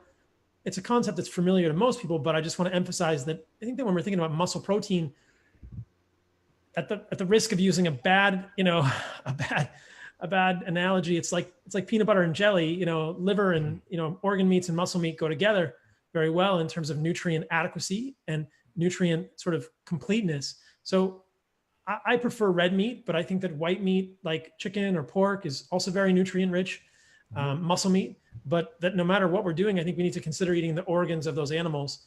If you look at chicken liver versus beef liver seems to be better in many respects. But I think that as long as we're getting nose to tail animals, no matter what animals we're eating, we'll be pretty good. But I personally favor ruminant animals. And I like their meat more than the meat of monogastric animals like pigs or chickens, things like that. And you also mentioned in your Marxism podcast that methionine and what was it, glycine? Those two together are critically, like they're supposed to be eaten together. And can you expound on that a little bit? Yeah, that gets a little bit granular. I'll try and break it down. So if you look at the amount of methionine and glycine, that ratio, we've always known that ratio is important. And there were a series of experiments in the 60s and 70s done with mice that are often cited by proponents of plant-based diets or people who are against animal-based diets, saying that methionine restriction was beneficial for longevity or that methionine overfeeding was damaging for rats. But what they don't talk about is that when you add enough glycine to balance the methionine, you see longevity effects. So you see sort of removal of the negative effects of excess methionine, and you see return to longevity when there's enough glycine. So it's not so much that methionine is dangerous, like many plant-based pundits might suggest. Methionine is a crucial amino acid that is methylated. We need it in part of the methylation cycle. We need methionine. Homocysteine becomes methionine when it is methylated by L-methylfolate as part of the folate cycle. We need methionine, but too much methionine without glycine is a problem, probably because those amino acids buffer each other. When there's too much methionine or too many methyl groups, specifically SAMe or S-adenosylmethionine, our body uses glycine to buffer that, and it becomes sarcosine.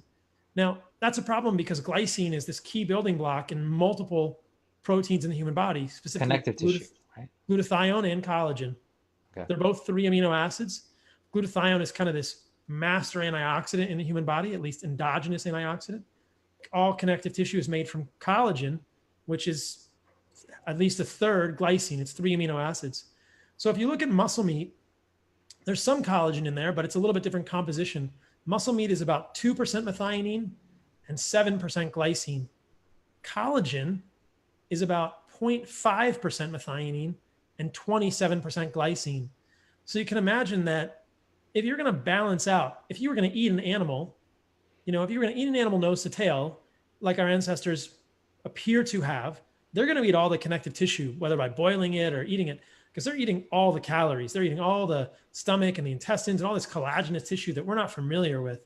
So we know that the ratio of methionine to glycine is probably more than, 1 to 3. If you're thinking, 2% to 7% in muscle meat, you need a little more glycine than that, meaning that you need a little more than 3 times the amount of glycine for every gram of methionine you eat.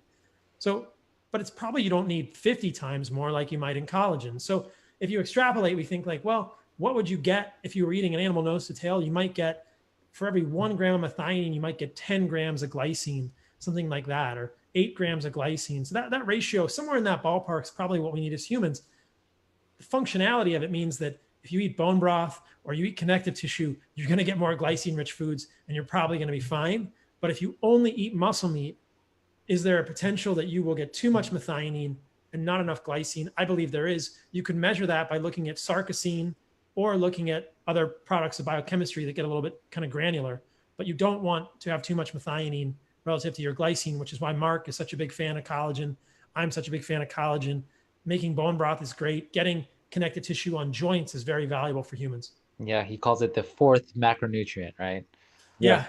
And I think that in a way that's, it's a wise thing to say. Just imagine that an animal is almost half connective tissue that we're not eating. So get those tendons. Yeah. Can you finish up on dairy, and specifically A1, A2 dairy? I love when you kind of review that for people. Sure. So one of the things that's been fascinating for me is understanding, or at least beginning to appreciate, bioindividuality and how people might be different. Personally, I've tried so hard to have dairy in my diet because it's delicious. And every time I do it, whether it's raw, A1, A2, goat, sheep, whatever, magic, like angel milk, I still get eczema and autoimmunity and flaky skin and itchy skin, and my eczema flares a little bit no matter what I do. So I'm not sure that dairy works for me immunologically. Some have suggested that A2 dairy might be less immunogenic than A1 dairy, and that's referring to an isoform of the casein molecule. Casein, it can be A1 casein or A2 casein. Different cows have a slightly different sequence of this protein. A1 casein gets broken down into beta casomorphine 7. In associational observational studies, increased intakes of beta casomorphine 7 have been associated with increased incidence of autoimmunity. So that's the concern. Is A1 dairy more immunogenic for people? In the Carnivore Code and in my cookbook, which will be out later this year, for those that tolerate A2 dairy, A2 is probably preferable in goat or buffalo. The majority of cows in the US are going to produce A1 casein milk, but there are certainly cows out there that have A2. But if you can tolerate dairy, I think it's a very nutritious food, and you just have to kind of be sensitive to your own body's reaction to it.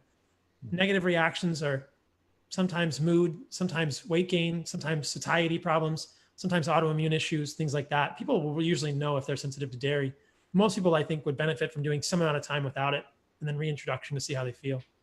And there are ways to get calcium without dairy on a carnivore diet or on an animal-based diet, even on a paleo diet. Specifically, I think it gets back to the kind of this ecosystems perspective.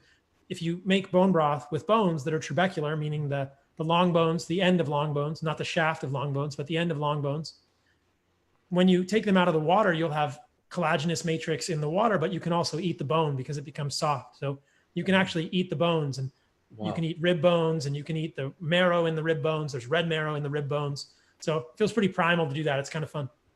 How much would you recommend eating? I mean, generally speaking, or how much calcium are we going to get? You know what I mean? Should we eat the whole bone or a little bit? There's a lot of calcium in bones. There's a lot of calcium in bones. You know, it's difficult to say. The RDA for calcium for most people is going to be a couple of grams of calcium, which, you know, would be a couple of bites of bone would give you plenty of calcium.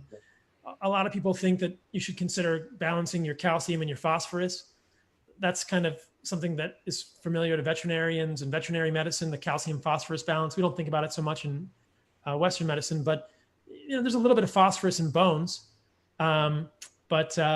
You know, I think if you get a couple of grams of bone, you'll be fine in terms of your calcium phosphorus balance. So it's not much. You don't have to eat a whole bone, but a couple of bites of bone a day is going to be plenty for most people. Bone meal is good too, but you have to be careful with the source of the bone meal. Like David was talking about earlier, it can have heavy metals and stuff in it as well. So, no matter what kind of bones you're eating, you want to make sure they're from good cows. Awesome. Question about fermentation. So fermenting certain vegetables, and Simlan, maybe you can jump in here. But does fermenting vegetables take out the plant toxins that are so dangerous for our health? It appears to take out some of them. Yeah, which is fascinating. That glucosinolates, which are the precursor to isothiocyanates, are at least partially or mostly degraded by fermentation. So the interesting position there is that perhaps our ancestors fermented plants to make them more tolerable. And that's what we do. To make them less toxic, right? So you can take a brassica vegetable like a cabbage and make it into kimchi or make it into sauerkraut. The spices in kimchi that are like the capsicum spices may be problematic for some people, but, you know, regardless of that, fermented brassica vegetables are not going to have sulforaphane. They're not going to have the precursors, the glucosinolates. So yeah, the fermentation also destroys polyphenols in cocoa or cacao. I think I think it makes vegetables more less toxic to humans. Now, you have to think like basically what you're doing is creating a calorie source, right? Which is more palatable, and I think in a way it almost argues like, okay, maybe they're fallback foods, and in a pinch, this is how you make them more palatable for humans. Arguments remain, and lots of people have questions about, well, is the fermentation process beneficial? Do we need those bacteria? I'm not convinced. I think it's still an open discussion. I have heard some concerns about overconsumption of acetic acid and acidic mixtures, like sauerkraut being hard on the enamel of our teeth. So I think there are potential downsides to fermented foods as well. So we have to be a little careful of that. Kombucha, I'm not sure that it's completely benign. Yeah, definitely. I think it does to a certain extent. I think the fermented foods, like plant fermented foods especially, would help to digest plants better, because you're kind of creating this sort of a microbiome that is more directed towards like a plant-based digestion, so to say. So if you're eating like higher amounts of vegetables and plants, then the fermented vegetables would help to digest the plants better. They may have like less of an effect on like a carnivore diet, because you're not eating like that much plant matter. So yeah, like depends on the diet itself. But yeah, like fermented foods do have also like K2, high amounts of K2 and other nutrients. So they're also useful for that. But at the same time, a person has to pay attention to their like histamine tolerance. So if they have some problems with histamine or FODMAPs, then like, yeah, I wouldn't recommend eating a bunch of fermented foods. Like it's still something to take a moderation and not overdo it. But yeah, generally I do like to eat. We do ferment our own vegetables as well, like pickles and kimchi and that sort of thing. So yeah, I do like it. That's what I'm left to eat these days is steak, kimchi, and a little bit of rice. That's what I'm allowing myself these days. Okay, John, did you want to jump in with a question from the Q&A? Yeah. One question. People were asking about fiber. What about the role of fiber? And I know that's a hot topic. You have a whole chapter in your book devoted to that. The high level, I think that'd be really valuable for people. Yeah. So I would encourage people to check out my book, The Carnivore Code. There's a whole discussion in there about fiber. Fiber is complex and it's a deep rabbit hole. When we think about fiber, usually we think about constipation and pooping. People might also think about diverticulosis. They might also think about cancer. They might also think about the microbiome. So I'll address each of those quickly. If you actually look at the data, fiber does not prevent constipation, and the absence of fiber does not lead to constipation. And I will provide photographic proof to all of you tomorrow that I have perfect poops on a daily basis with absolutely zero fiber in my diet for the last 2 years. So if you look at fiber in the medical literature, fiber will increase the bulk of a stool and will increase the frequency of having a bowel movement. But fiber doesn't really help with pain with passing stools, bleeding with passing stools, or the need to use a laxative, which make up sort of a comprehensive definition of constipation. Constipation is probably much more complicated than an absence of fiber. Sometimes it's methane-producing bacteria overgrowth. Sometimes it's mechanical. Sometimes it's sluggish bowels, dysmotility related to insulin resistance. It's complicated. But there's a large body of medical literature to suggest that fiber is not probably a panacea for constipation, and giving people tons of psyllium or Miralax, which is not actually fiber, but giving people tons of insoluble fiber is not the way you solve constipation necessarily. There are many people, and there's a pretty well-known study that I cite in the book that shows that many people with idiopathic constipation, meaning no known cause, resolve completely when fiber is 100% eliminated from their diet. So fiber and constipation is a much more nuanced story than we've been led to believe. Fiber and diverticulosis is similarly sort of a Pied Piper's tale, probably starting with Dennis Burkitt in the 1970s, going to Africa and seeing a lower incidence of diverticulosis, which is the outpouching of the mucosal layer of the colon through the muscularis layers, in people who are eating lots of fiber and having voluminous poops, but also not eating processed food or vegetable oils or anything else. So this is the common error that we make in Western medicine, is we're absolutely sure that we know what correlation is due to, and we try and make a causative inference when in fact it's probably not the thing. If you look at other studies, there's really no correlation between, well, it's actually a negative correlation between increasing amounts of fiber, well, actually I should say positive correlation, increasing amounts of fiber and increasing amounts of diverticulosis. So it's pretty clear that fiber doesn't prevent diverticulosis. And in some people, we might even generate a hypothesis that fiber worsens diverticulosis, potentially in some people by leading to dysbiosis or the wrong type of bacteria.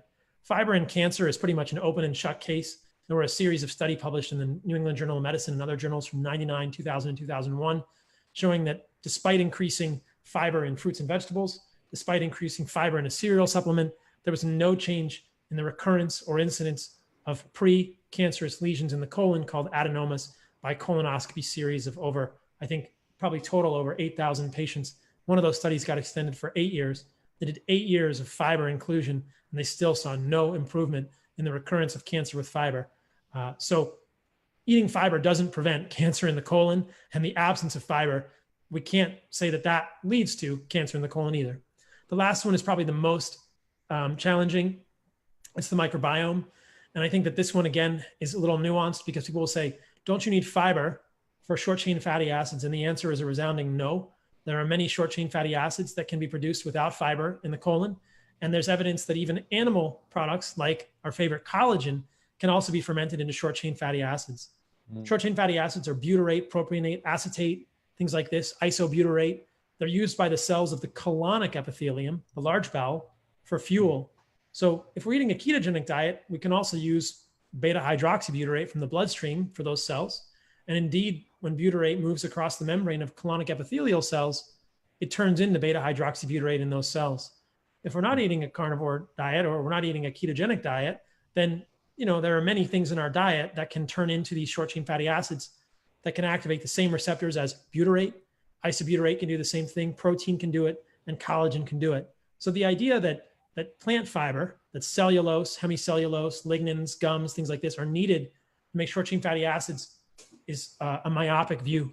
In terms of microbial diversity, it's very clear that alpha diversity of the colon or the colonic and the small intestinal microflora is not improved by including plant fiber in our diet, and doesn't decrease when we remove it.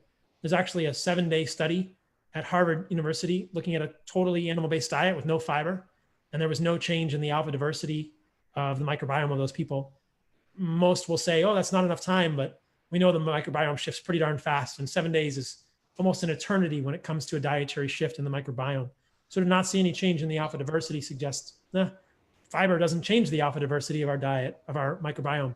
To get a diverse microbiome, it's not about eating tons of fiber or many different plants. It's probably about other things. And there's a crosstalk between probably the immune system and our lamina propria that are on the other side of the endothelial wall of the gut and the microbiome inside the gut. And low diversity in the gut has been correlated with many inflammatory conditions. It's probably a bi-directional relationship. The food we eat is probably only a very small fraction of what determines our microbiota diversity. Anyone who says that you need lots and lots of plants to get lots and lots of diversity in your gut probably hasn't considered the research as carefully as they should have. Well, that's what everyone's being told. So thank God we're having this show. Okay, so we're gonna move into kind of a lightning round because we're coming up on time, and there are a couple of really awesome questions from the group. So leaky gut and autoimmune issues are a primary concern for many people trying to switch to carnivore. Christian says, I've searched online for case studies reversing leaky gut, and so far I haven't been able to find any evidence of improvement. Seems widespread and positive, but can you comment on whether carnivore just helps people avoid leaky gut and autoimmune issues, or can it actually help fix them? If you look at Paleomedicina in Hungary, I think they have the best data on reversing leaky gut with a carnivore diet, with an animal-based diet. The problem with leaky gut is it's more of a colloquial term than a formal medical term, and we don't have any great perfect test for it. There's lactulose mannitol testing, there's PEG 400 testing, there's stool zonulin, and there's serum zonulin. Of those, I think probably the best is either lactulose mannitol ratio or PEG 400. Paleomedicina in Hungary has done a number of tests with PEG 400, which is a large molecule, and shown that you can get normalization of PEG 400 testing with transition to a animal-based diet. So it's out there. The problem is that we don't really have a metric to use to test it. So stool zonulin is a pretty horrible one. Lactulose mannitol testing is rarely done. So it's out there. It's just mostly PEG 400, and not a lot of people have done it in the US. And it's kind of a clinical thing anyway.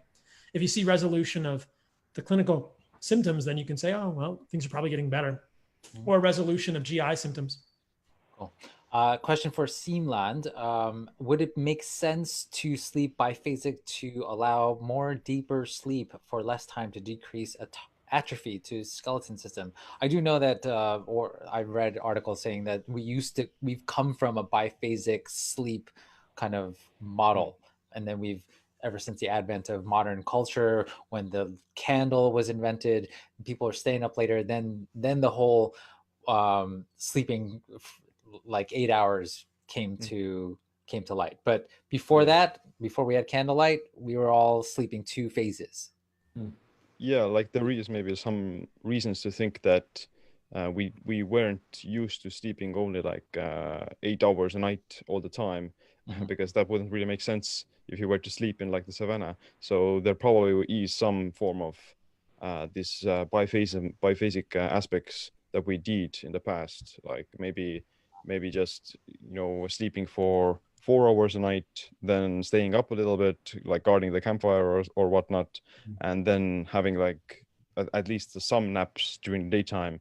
And even like modern hunter-gatherers, they do exhibit some form of this polyphasic sleeping in some shape or form. I also did it in the past, like I like for over 100 days. I did, Wow. I did sleep for 4 hours a day with like this sort of naps consolidated throughout the entire day. That's like that Seinfeld episode. Yeah, Right? it is taking 20-minute naps all day. Yeah, like something like that, and it is somewhat difficult, but you get used to it after a while. But I wouldn't say that it's necessarily that healthy. Sleep deprivation itself is linked with like many health problems like diabetes and insulin resistance and Alzheimer's and sort of thing. So I wouldn't do it all the time consistently. And it also depends on what you're doing with the time that you are active. So like if you are like trying to get stronger or build muscle and progress at the gym, then it's going to be naturally much harder to do that with some form of a biphasic sleep schedule um, compared to like sleeping for 8 hours and such. But at the same time, you can still implement a easier variation of it, which is like the siesta sleep basically. And that's the most common form of polyphasic sleeping in the world, where like people, they sleep at night, but they also have like a nap in the afternoon, like in Spain and these Mediterranean countries where it's pretty common. And the naps themselves are quite useful for lowering stress, improving recovery, and getting like this additional like a semi-REM cycle that would enable your body to still recover.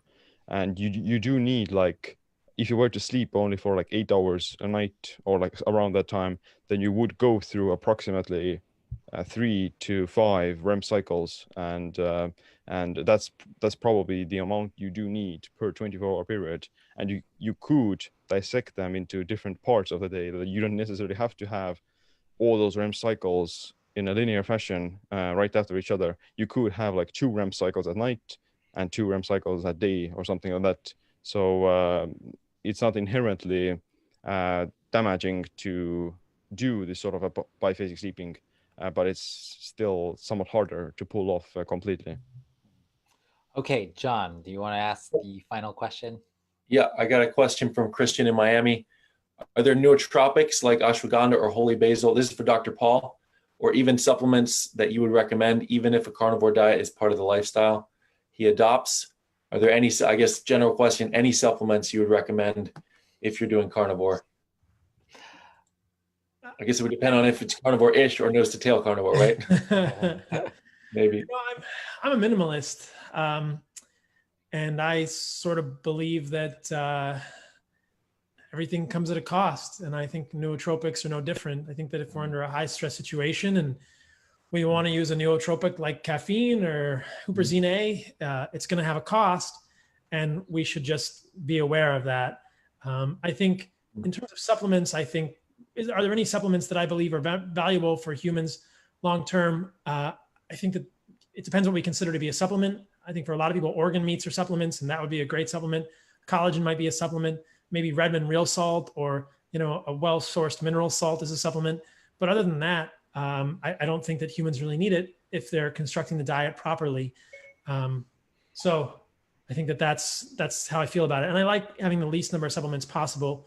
I do think there are medicines out there, and, you know, things like psilocybin or any of these other nootropics, we can use them as medications, but for chronic use, I'm not convinced that there's a whole lot out there, which is quite contrary to many other people. Gosh, there were so many questions that we didn't get to touch on. Psilocybin and vitamin C. Geez. Okay. Well, I can say vitamin C in a couple of words if you want. Oh, yes, please. Let's do that. That's a good one to end on. Yeah. So I think that vitamin C is fascinating, and vitamin C is the sort of the elephant in the room with a carnivore diet. The first thing I'll say is that vitamin C is present in animal foods in totally adequate amounts to prevent scurvy.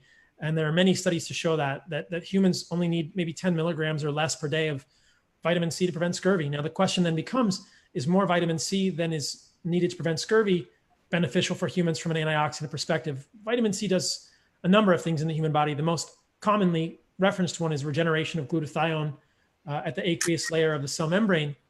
And there are a number of things that can do that. So we don't know how much vitamin C is needed to regenerate glutathione or regenerate vitamin E in the membrane. But if you look at the literature, a lot of it is done in people who are diabetic or insulin resistant, and they might be able to show that 70 milligrams of vitamin C is better than 30 milligrams of vitamin C. But I referenced a study earlier today in which, you know, an improvement in the, well, not an improvement, but a change in the diet that led to an increase in vitamin C from 70 to 270 milligrams of vitamin C, despite increasing blood levels of vitamin C 30%, led to no changes in markers of oxidative stress, DNA damage, or inflammation. So I think that we don't fully understand how much vitamin C is needed to be optimal, which is nearly apostasy it's nearly heretical to suggest that we may not need 1,000 or 5,000 or even 500 milligrams of vitamin C per day. But I think from an evolutionary perspective, that would be a very improbable thing. Despite the fact that we're all imagining that citrus fruits were growing on trees all the time everywhere, they really weren't. And I think vitamin C is much less present in the natural world than we've been led to believe, even on a seasonal basis. So my suspicion, my hypothesis is that well-raised animal foods and animal organs probably provide plenty of vitamin C for humans to be optimal from an antioxidant perspective. And you could test that by looking at your glutathione. You can test that by looking at your lipid peroxides. You can test that by looking at DNA damage. When I've done that study on myself and other clients that I have, they don't appear to be impaired with vitamin C intakes around 50 to 70 to 80 milligrams per day, which is actually pretty close to the RDA for vitamin C, despite what we're told every day. So now the corollary to that I'll just mention briefly, and then we can wrap up, is too much vitamin C harmful? Is there a downside to taking tons of vitamin C? I think within reason, I don't have a problem with people supplementing with vitamin C, but excess vitamin C, I think, may have harmful effects in humans. And there's some suggestion that it can lead to increased incidence of kidney stones, which shouldn't be surprising for us because ascorbic acid can be broken down into oxalic acid, and that has to be excreted. So are megadoses of vitamin C above 500 milligrams potentially harmful? I think they might be. And again, we kind of come back to an evolutionary perspective. Would we ever have gotten 500 milligrams of vitamin C consistently? I doubt it. That's a lot of vitamin C to find in the natural world. So I think that excess megadoses are probably problematic for people, and I wouldn't overdo it. Or if you are eating a lot of vitamin C in your supplement, you have to ask yourself why. Maybe check some metrics. And but my thinking, or my hypothesis, is that there's plenty of vitamin C found in animal foods if we're eating them the way our ancestors did. If we're not, a small amount of supplementation is probably pretty benign. But at an academic level, I don't think that from what I've seen, you can disqualify or discredit a carnivore diet's sustainability based on lack of vitamin C, because I think there's a decent amount there, and we sort of challenge the mainstream paradigm here as well.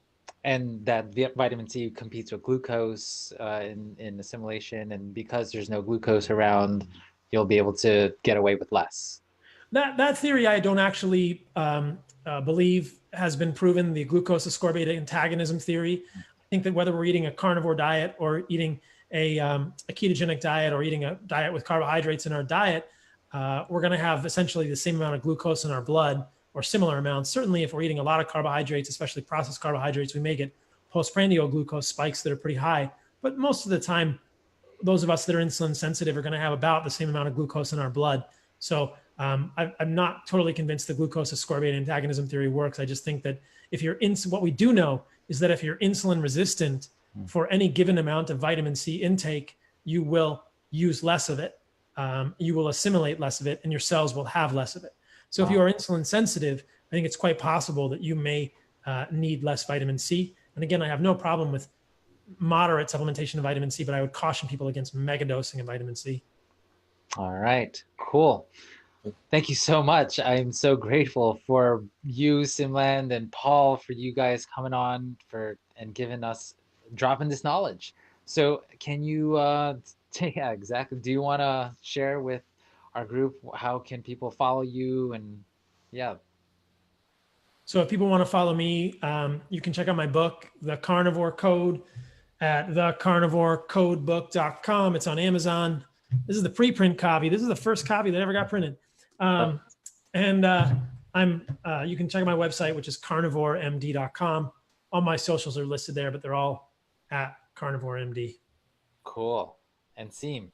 Yeah, my website is seamland.com, and I'm Seamland on the social media platforms. And my own book is Metabolic Autophagy, that's kind of covers intermittent fasting and autophagy, how do you combine it with resistance training and building muscle. Awesome. Well, we had a wonderful time talking here, and thank you so much, everyone, for joining in. We're going to be doing this every single week. So every Thursday at 7 p.m., we're going to have some great talks with some notable biohackers and MDs. So please tune in next week on the 23rd. We're going to have Dr. Neil Paul Vin, and we're going to be talking about men's health. We're going to go through my personal blood labs and see what's wrong and what's right. All right. So have a great night, everyone, and be safe out there. Thank you, everyone. See ya. Bye.